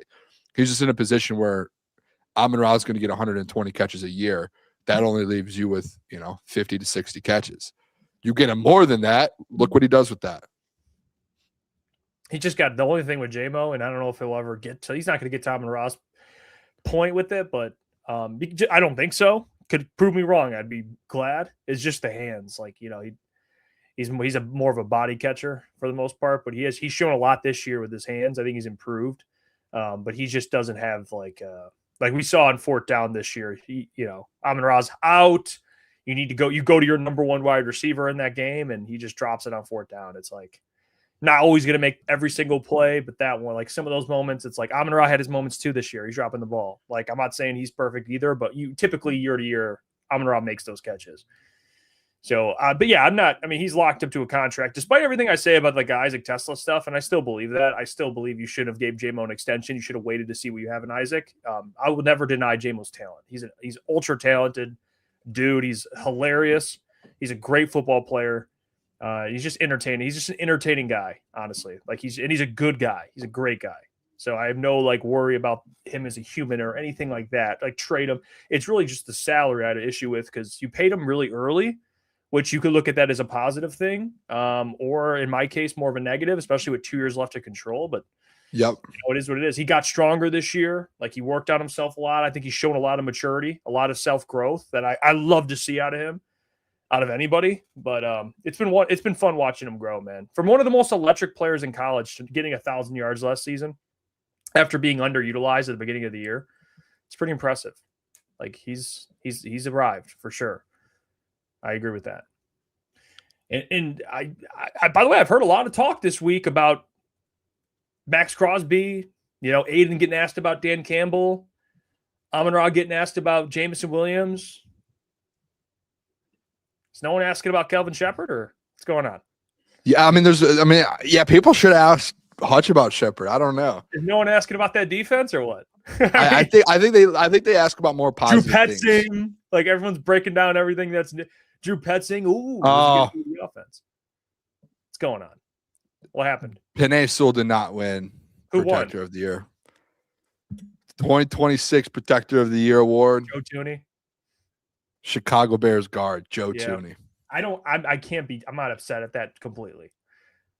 I think it was Penei or him. It's tough because you got to think too. You know what they probably look at, and I don't know if it's right or wrong. They look at the O-line play. You know what I'm saying? And to be honest, did Penei have his best year? Not really. He was hurt. There's a lot of things that you watch Penei this year. He just didn't look like the Penei we're used to seeing. And honestly, he didn't have as much around him as you would have liked. Joe Thuney, they had a good O-line. Joe Thuney played guard for them, tackle for them at times when they needed it. Like, he was a hell of a. By the way, Ryan Poles, I still am not a huge fan of him. I agree with Etienne. Hell of a move by the Bears to get Joe Thuney. That guy's he's an all-pro guard. And he can play. I think Penei, you could have argued, Penei was the highest rated offensive lineman this year per PFF. And I do think there's a world where like Joe Thuney was on the Chiefs all those years. Who's on the Chiefs? Travis Kelce, whose brother is essentially the creator of this award and the voter. I think it is. I think there's a world. Would you say that watching Penei this year, you were like, that's the Penei we're used to seeing? And I think so. I mean, I think obviously they weren't winning and offensively running the ball, but I don't think Penei was the issue. Again, he was rated the number one. He was rated the number one offensive lineman in the NFL. That's not just off of being like. Well, they're watching the film. Exactly, and he's number one.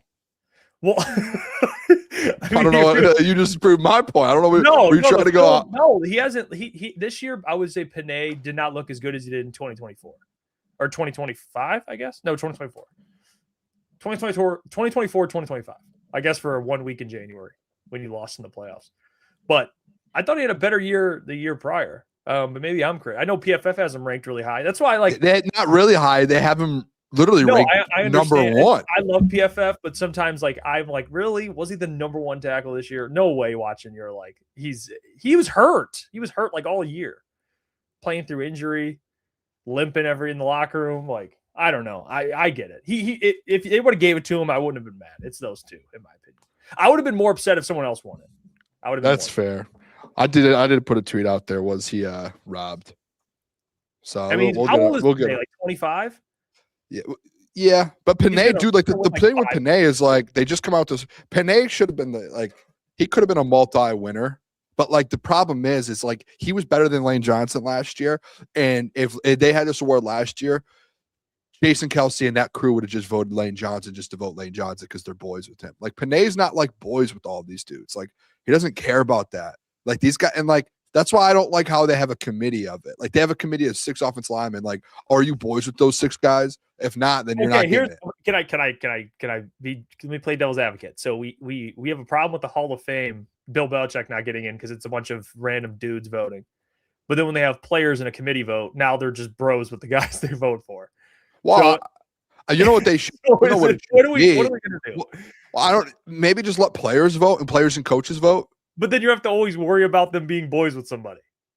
No, maybe you get a representative from each team. They did that. Those guys the guys in the committee are all different teams. How does Pro Bowl do it? However Pro Bowl does it. Because the fans in that's the dumbest thing. Fans, coaches, obviously players, but you see what I'm saying with that? It's like, I don't like the fact that you're sticking up for Joe Tooney. No, not Joe Tooney. No, hold on. You know what this? I don't mean to do this for you. You knew you were going to set yourself up. You're going to do it. I don't want you going to do it. You're going to do it. Jeff, the Chicago Bears fan. Here we go again. This guy loves Ben Johnson. He loves the Bears. This guy in the Chicago Bears, man, it just never gets old. You never help yourself out, dude. I'm defending that committee. You never help yourself out. Every single time it comes with whether it's Bears or Lions, you always somehow end up on the Bears side. It's one of the most it's insane, dude. Hey, I'll tell you a robbery. I had to be honest. Christian McCaffrey winning it over Aiden Hutchinson, comeback player of the year. I don't know about that. I didn't think Aiden Hutchinson was ever going to win it. I mean, he snapped his leg. Yeah, but Christian McCaffrey though he could have arguably been offensive player of the year, and he was out all the year last year too. I just think the storyline with Hutch was better. He snapped his leg, he came back and got. If Christian McCaffrey played for the Bears, you would be like, it's all right. Oh no. And we got a legend waiting for us, man. Come on. Yeah, Raj. One of my favorite people of all time. I guess he did carry the 49ers. Dude, he had like over 2,000 all-purpose yards after coming off like a double Achilles injury. Like that's nuts. Double Achilles injury. No, he did. Both of his Achilles were like, yes. You see this one? You can't comment. He had a double Achilles injury. They weren't torn. Double Achilles injury. He did. They weren't torn. They were both. He had like both of his Achilles were like strained last year, and he had to sit the whole year. So he threw ice on it, and he came back and played. No, I think he had like some type of surgery. I'm joking. All right, let's bring on our good friend Raj. Legend. Man. Come on. We got to talk to Raj. It looks like there's a surprise too with Raj over there, and unless it's I haven't seen Raj in a while, but if this is new today or since the last time we saw him, this is unbelievable. I think he needs to rock this every day. Yeah, I agree. I agree. And he's this is what you get when you get Raj on. He's the entire package. And he's also the co-owner of Tygo's ML Report, podcast host, MCM Baseball Pod. Check him out on X at Rajcast Baseball for Tigers coverage. A lot of things happening with the Detroit Tigers. Let's bring him on, Mr. Raj. How we doing, Raj? Yeah, this is brand new. I just did this today, and it's going to stay because it's, you know what? Look, I'm at baseball. This is a baseball kind of style mustache. Somebody called me the Cuban Goose Gossage. And, it's going to stay. Wow. I like it. And I like it. And, the Hall of Fame for the football, you guys were talking about that. It is confusing how that all works. And just the amount of, BS that goes with it is just as comparable as baseball. I mean, baseball is a writer. You got to be a writer for 10 years before you even get a Hall of Fame vote. But even then, it's like there's some sort of as I'm discovering, since I'm not from New York, they don't it seems like they don't care. If you're not from New York, really, they don't care.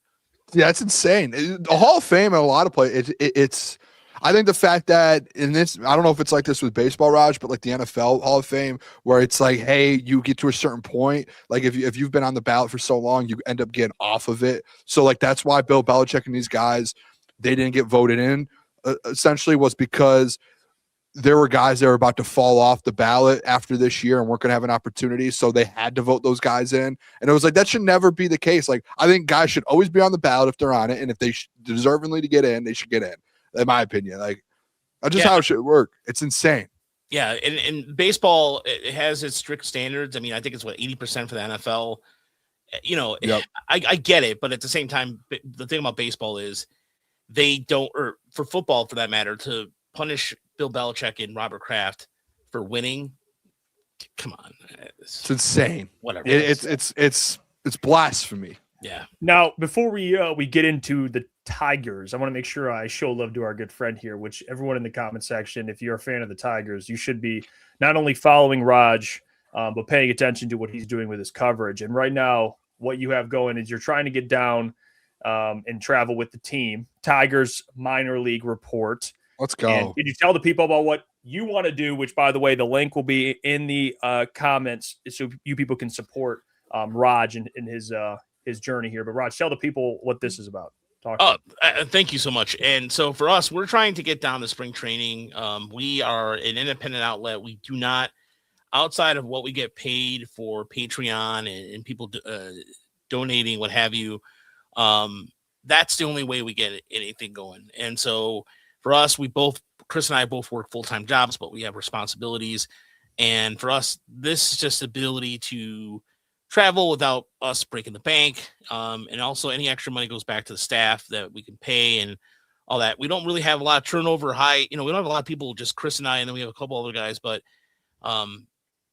thank you for sharing that. It's just really for us, it's a labor of love, and it's gotten us into the Baseball Writers Association. Both of us are now members, and we're able to go to Comerica Park and provide coverage for the minor leagues and the big league club. So that's where it goes. But yeah, we need you. You're our source for Tigers coverage. I mean, you're our guy. So if you guys want to support Raj, let's get those fellas to spring training, man. Yeah, let's make it happen. I mean, there's a lot happening, Raj. I mean, we this week alone, there's been things already kind of happening. I know today you got an announcement. I guess we'll just start with the big news. Signing Valdez. That happens. I mean, you have this arbitration going on. I mean, today you got the result of it, but before Valdez gets announced, they're signing him, two-time All-Star left-handed pitcher. Can you talk about just the addition, what that means, and kind of your thoughts? Because the last time we had you on and we were talking Tigers, a lot of the conversation had to do with Scott Harris, where the Tigers were heading, what they needed to do in the offseason, the aggressiveness question, which comes up with every GM in the city. But can you just talk about that signing and the impact it'll have on this Tigers team and that pitching staff? It's gonna be a guy who will almost has a 60% ground ball rate, and so that's gonna be an adjustment for the Tigers defense. And so the Tigers have to have the best. Their defense in the infield last year was kind of questionable, but this is a guy who goes 150 plus innings a year, low walk rate, and he just above the league minimum in strikeouts for minimum. He's a guy that can stabilize a rotation. He isn't a top two guy. And so Detroit, with the uncertainty of Reese Olson coming back from injury, they need all the starter depth they can get. And I know a lot of fans were wondering what was going on because the Tigers just kept signing 4A arms, but Framber is a frontline guy who's AJ Hinch is well versed with. He was on his World Series team with him. So I think that this signing, the significance of it gives the Tigers some long-term stability. But also think about it this way too. After his contract's over, essentially they have a lot of money off the books, whether it's Skubal, you have Mize, you have Torres here next couple of years or after this year. So this is a smart signing. And I think this is ability for them to win now and continue to take advantage of a division, which has been awful in terms of just spending. Cleveland hasn't done anything. Minnesota just keeps selling everything. The only team that's been somewhat competitive this offseason to do anything is Kansas City. And that's really about it. And so the White Sox have done some things, but the White Sox are still a couple years away. They're taking advantage of the competitive window right now. Yeah, Raj, can I ask you the one thing Jeff and I were talking about with this whole thing, that obviously the Tarik Skubal arbitration thing just happened, and it got announced today that he won the arbitration case. And I think the Tigers paying him around $32 million or 31. I don't know the exact number, where the Tigers originally wanted to pay 19. And there was that whole thing. Can I ask what this means Not only just the Valdez signing, but also the Tigers losing, that arbitration with Skubal. How does that kind of affect Skubal long-term wise now? Because I think that's one of the biggest questions when people saw that the signing yesterday and then saw today, back-to-back days, kind of pitching news and contract news. I think a lot of people are like, all right, at least for me, I'm a little bit, Raj, like, does this mean, the Tigers are now, I think the one takeaway that I got from this is the Tigers actually maybe aren't the bad guys in this Skubal thing and actually are saying we are willing to pay money. We just don't want to give a million years. Is that kind of what the takeaway has been over the last 48 hours with these two separate cases of, pitcher contracts kind of coming up with them? Oh, absolutely.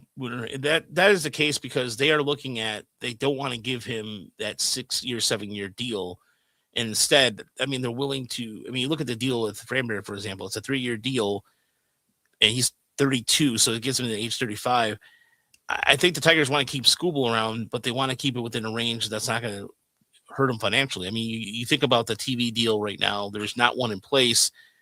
The revenue is not going to be the same like it was. Like, for example, the Cardinals just came with a deal where I think they're going to be with MLB, and they're losing nearly $20 million what they basically not have to spend. And so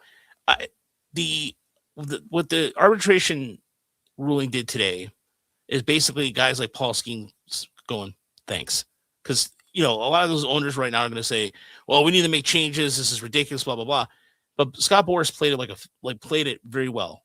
And the Tigers are not going to trade Skubal at all until maybe at trade deadline, but they're going to go for it right now. And maybe they'll negotiate something. I don't know what they're exactly going to, they're going to keep him. That's all I know that they've said that, but this sets it up for other players to get paid, and they challenged the system and they won. And I know that some people are like, well, the Tigers, why is 19 million? Maybe not. Why not 21, 22, 23 million? That I don't know. And I think that is a real problem in a sense that the Tigers are making an effort here. They're competing long term, but if they don't want to go 6 or 7 years of Skubal, maybe they find a happy medium and he can stay around. I know he likes Detroit and everything, but for now, it's just part of the whole business thing at this point. Well, just kind of looking at this team as it goes on. You look at the lineup they currently have. You have Valdez, Skubal. We'll see what kind of the future holds with Skubal, but just this team as a whole, you talked about, at least in the division, but bigger expectations, trying to win a World Series. You look at all the guys they have collectively, the pitching staff. Can you kind of talk about how serious the Tigers are going to be this upcoming year with this group of guys, and maybe what else there needs to be done? What else needs to be done in free agency to kind of make this team a serious World Series contender? I think what the Tigers need to do now is they're going to let the young guys play. I think McGonagall has a chance to make the team out of spring training. If he doesn't, he'll start the season in Toledo. But guys like Cole Keith, who a lot of fans are polarizing when it comes to Cole Keith, but I think Cole Keith's going to be, this is a year where I think he puts it together, and they're going to give him every opportunity to play third base. And what they have in mind, I still think they should get another backup outfielder right now, but I think that what they're going to do is let the youth play it out and see how it falls out. You look at Hayuli, who's down in Toledo, Max Anderson. They have a bunch of these infielders. They have to figure that part out. But as far as the outfield goes, Riley Green had a really good year last year. I think he's going to step up his game if he continues to be healthy. Spencer Torkelson, they both had 30 home runs last year. So it's just another year progression there. So what my concern though is what you're going to get from Parker Meadows, which is why I think they should get into the outfield just to be on the safe side of things.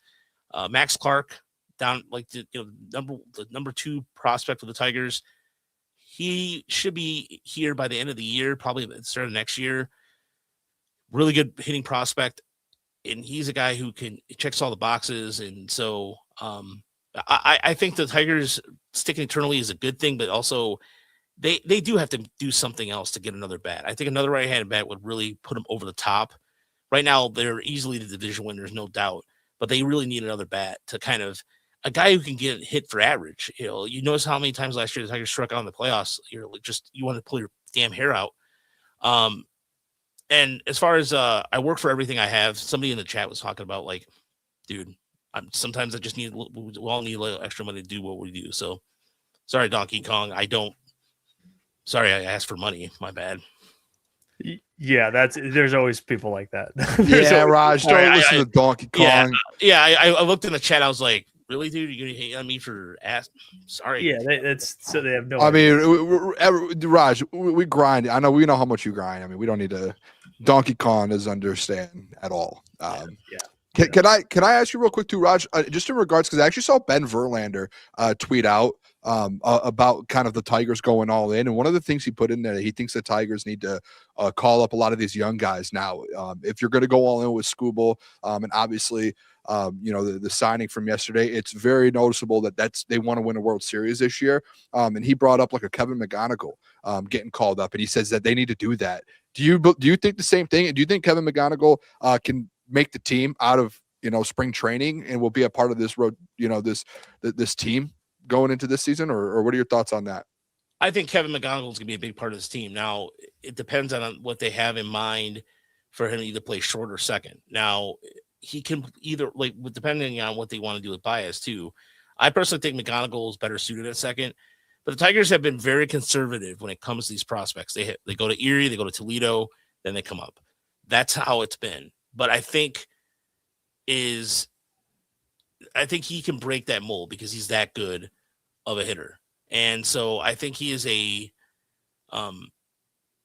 guy who can really go out of his way to be a difference maker. I mean, his 70 grade, 80 grade hitting tool, and that's really rare. The Tigers have with Kevin McGonigal something they haven't had since before you guys were born, before I was even born, an infielder that can hit and give you provide once in generational kind of player. And you guys know me enough to know that I don't say anything like that. I was very high on Cole Keith, and look where we are now. He's a guy who's here and he signed a long-term deal. That's how much the Tigers believe in him. That's the same deal with McGonigal. I think McGonigal is a guy that he just has to find a position that the Tigers are suited for. I mean, the shortstop, he showed really good range last year when I saw him in Erie. The problem is that at the big league level, everything moves twice as fast. So how are you going to adjust to that? But I think as a hitter, he's going to be just fine. I mean, he's a guy who can really. I saw him hit a ball last year, 116 miles an hour. And this guy it's insane for his size. He's like 5'10", and you look at him, you're like, how's this guy hit so hard? He's got such a good advanced eye at the plate too. He is a guy that I really think that once he figures out a role, I think he's going to play a role with the Tigers, but I think it's going to be coming in the second half of the season. If he really hits the crap out of the ball in spring training, it forces the issue. That would be awesome. But the question is then, where do you place him? I mean, he's not on the 40-man roster right now, so that means you would have to bump off somebody off the roster to make that happen. So we'll see what happens. But I think McGonigal is going to be a guy who's going to make a difference this year. At what point though? That I don't know. No, go on. I have two more questions. I have a lot about the Tigers here. Is there a timeline on Maxx Clark as well, Raj? What do we think with that? Is that another year? Maxx Clark is another year. Okay. But I think here's the thing. When we talked to him back in December, he's a really smart kid. And I think that we're going to see him put together a really good year in the minor leagues. He's a guy that's been working on his swing. If he can continue to get loft, which means, hitting the ball in the air more often and continue to work on his game. He's got a really good eye at the plate. I think Maxx Clark is going to be, he has a chance to maybe get a call up at the end of the year, but it really depends where the Tigers are contending wise. But Clark is just knocking at the door right now at this point. I wanted to ask what the hell's going on with Javier Baez. I mean, this is so stupid. Can you just give what's going on? Just give us the summary here. So he got busted for pot from 2 years ago for the World Baseball Classic, and he can't play for this year's one. I think that's ridiculous. Like, what are we doing here, folks? But marijuana is not illegal in baseball or in Major League Baseball. Apparently, in the World Baseball Classic, it is. So that is what's going on right now. It's ridiculous.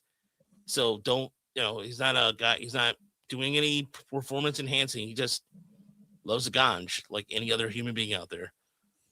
So I I don't get it. It's dumb, but it's Yeah, it doesn't- it's part of the World Baseball Classic rules. It's stupid. Yeah. Hey, what do you think as well too? Just this is a follow up from the Ben Verlander tweet as well. He also said the Tigers need to get another bat, like go out in free agency or trade to get a bat. Do you think they do that? I know there's been a lot of like talk where Scott Harris has been like, we actually love what we have, but also I think there's still a lot of people who want to add that one more piece of a bat. Do you think that's still something? I feel like this has been a conversation for years now. Adding that last hitter. Do you think they do that, Raj? I think they want to do it, but the problem is that there's teams that are asking for prospects and the Tigers not willing to give it up. So I think it's really depending on what Harris wants to do. Now, if there's a guy, there's a veteran that gets cut during spring training that feels like can make an impact, by all means. But the price for some of these prospects have been high. And so it depends on what he wants to part with it. I do agree, though. They do need another hitter another veteran hitter to set the table for the rest of these guys. It's just a matter of what is it going to look like? Is it going to be a guy that's going to be a utility player? Is it going to be an outfielder? And if it's going to be somebody in the infield, is it going to be a third baseman? Is that going to stop from Cole Keefe getting more playing time? And so I think even whatever that player is too, defensively would be ideal for a guy like Framber, which I mentioned earlier, is a ground ball pitcher. And if he's a guy who plays the infield, he'd make sure he's really good on defense. So I think that one hitter would be just one veteran hitter, and I'd be cool with that going forward. And that would at least be a guy maybe with some playoff experience that would go a long way. And give up a couple prospects. Like not all these guys are going to make the major league roster. Let them flourish elsewhere. Hey, by the way, shout out Chief IT Hips. That he just said. We go. Tigers Memo report. Shout out, man. That's now that you know what, he's a real one. He really has been. Rob, we appreciate you, my friend. Keep the great work and just keep doing what you're doing, bro. I mean, you guys are crushing and people love it. We love it. So you're our favorite Tigers reporter and beat writer. But on top of that, Tigers ML report, our favorite coverage. So we'll talk to you soon, my friend. Thanks, guys. Thanks, Raj. Appreciate you. Rogelio Castillo joining the show. Talking some Tigers Legend, baseball. dude. Love Raj, man. Which, by the way, Anyone hating on Raj, you're no longer my friend. no, he's a Raj kid. Dead to me. Can do no wrong, and we're Dead gonna to me. we're gonna have beef. Look at this. Hold on. Raj isn't dead to me. People saying bad things in the chat about Raj. Dead to me. Mike Vrabel won Coach of the Year. This was the Coach of the Year voting. As he should. Congrats to Mike yeah, Vrabel, yeah. man. I don't have an issue. with that. Unbelievable. I don't. 4-win understand. team to a Super Bowl is incredible. Do you agree with any of these other ones? I don't think Liam Cohen. I think Liam Cohen's kind of the only one. The only one, the two that I would say should be higher up. I think Kyle Shanahan, the job he did this year was incredible with the injuries. Like one of the best coaching jobs I've seen. If Mike Vrabel didn't do what he did year one, coming in and doing what he did with the Patriots, you would say Kyle Shanahan could have won Coach of the Year. Shanahan, him or Mike is number 2, and he's 4th. Yeah, I agree. Ben Johnson, I think you could argue maybe. I'm shocked that Ben has one vote only for taking the Bears to win the division in year one. But I wouldn't have put Ben Johnson as the top 3. I probably still would have gone Mike Vrabel, Kyle Shanahan, and Mike McDonald. But I don't think I would have done. I think Ben is too low, but I don't think he should have won it. And before the Bears fans' comments, I don't even have a problem with Ben. I mean, yeah, he should have gotten more votes, yeah, but him and Cohen should be in the back of this list. Not that that's a bad thing. You're a finalist. They're all great coaches, but you're telling me Liam Cohen did a better job than Kyle Shanahan? Like, no. No. I don't think so. I think Liam Cohen, to be fair, though, Liam Cohen took a 4-win team to a 13-win team and won that division. Like, I think that's admirable, and he did a good job. But I think Kyle Shanahan that's why he's a finalist. Honestly, I could argue the top 3. Like Mike McDonald, the Seahawks were. They missed the playoffs last year, didn't they? They had such a good. Yeah, but they had such a good team. So Mike McDonald, I know they went to the Super Bowl and they won that division. They had a good team, but what the 49ers did with those injuries, I think you have to just give them a little bit more credit than Mike McDonald. And I think Liam Cohen maybe 3rd. That's what I would do. I think I would go Mike Vrabel, Kyle Shanahan, Liam Cohen, Mike McDonald, Ben Johnson. Yeah. They did get it right. Mike Vrabel deserved to win it. Dude, I love Mike Vrabel. I told you I was going to cheer for, obviously, the Seahawks because me and you had that thing going back and forth all year with the Seahawks, and I've been, putting them up, one of the teams that I said watch out for to win it. So obviously it helps fit my narrative, and I've been riding that wave the whole year. But there's something, and you know this with me, I've been saying this for years with Mike Vrabel. Like, as soon as he got fired in Tennessee, we were doing a show together. I said that was one of the biggest mistakes that anyone in the NFL ever made. You know, I've been a Mike Vrabel fan for years now.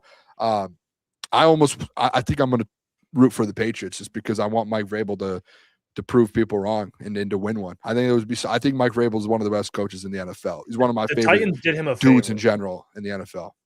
Yeah, the Titans did him a favor sending him because he got the opportunity to go back to New England as a head coach. Like, that's where he should be forever. Like, that's like it was crazy that when Bill Belichick left, they waited a year to bring Mike Vrabel in, and they moved on from I don't even remember his name. I'm sorry. From where? What was your the Patriots coach between Gerard him Mayo? and Gerard Mayo. I'm shocked they even went Gerard Mayo to start. Like, I'm shocked, especially because Mike Vrabel was available when that happened, essentially. Yeah, because he took a year off, didn't he? Yeah. Gerard Mayo got fired, and then they brought in Mike Vrabel. So I'm kind of rooting for that. I know people don't want to see the Patriots win another one, but I honestly don't really care. I'm a big Mike Vrabel fan, man. TGTDE says, would you agree on Maxx Crosby trade nearly guarantees both a Decker and Ragnow return for one final ride? No, I don't. Because you would need the money with Decker, probably. Yeah, and honestly too, Jared even said it. Frank's done. I don't think there's a chance. I know a lot of people hang on to that. Jared Goff got asked about it, and Jared was like, I don't think Frank's gonna come back at all. Like, he kind of confirmed that that was like the final Rob, trying to come back. And those guys would want him back. Like, if they say he's not coming back, he ain't coming back. Because they would be the ones to be like, well, we're going to convince him. Like, they were like, nah. They must have heard it right from him. Yeah. I mean, great show today. Listen, we dove into a bunch of different sports. All right. We talked Detroit Lions. We talked Detroit Pistons. We talked Detroit Tigers. We're going to have some Red Wings content creators talk some Red Wings as well. They're playing really well. So we'll keep diving into it. Tomorrow, we'll have Caleb Czarnik in at the end of the show to talk Super Bowl, and then we'll have him on probably to talk Tigers a little before that. So tomorrow's show will be great. We'll go into the weekend, and then don't forget Sunday we'll be at Dog and Pony Show Brewing for our Super Bowl party. You got $5 beer on multiple different draft beers. They have food you can order food, bring it in. It's going to be a blast. The fellas will be down there, so you want to come hang out with us. Dog and Pony Show Brewing. You can look on all our social media platforms. It's all over there. So come hang out, drink some beer, eat some food, watch some ball. But until tomorrow, 8 p.m., I will catch you, and Booner will catch you. See you guys. Love you guys.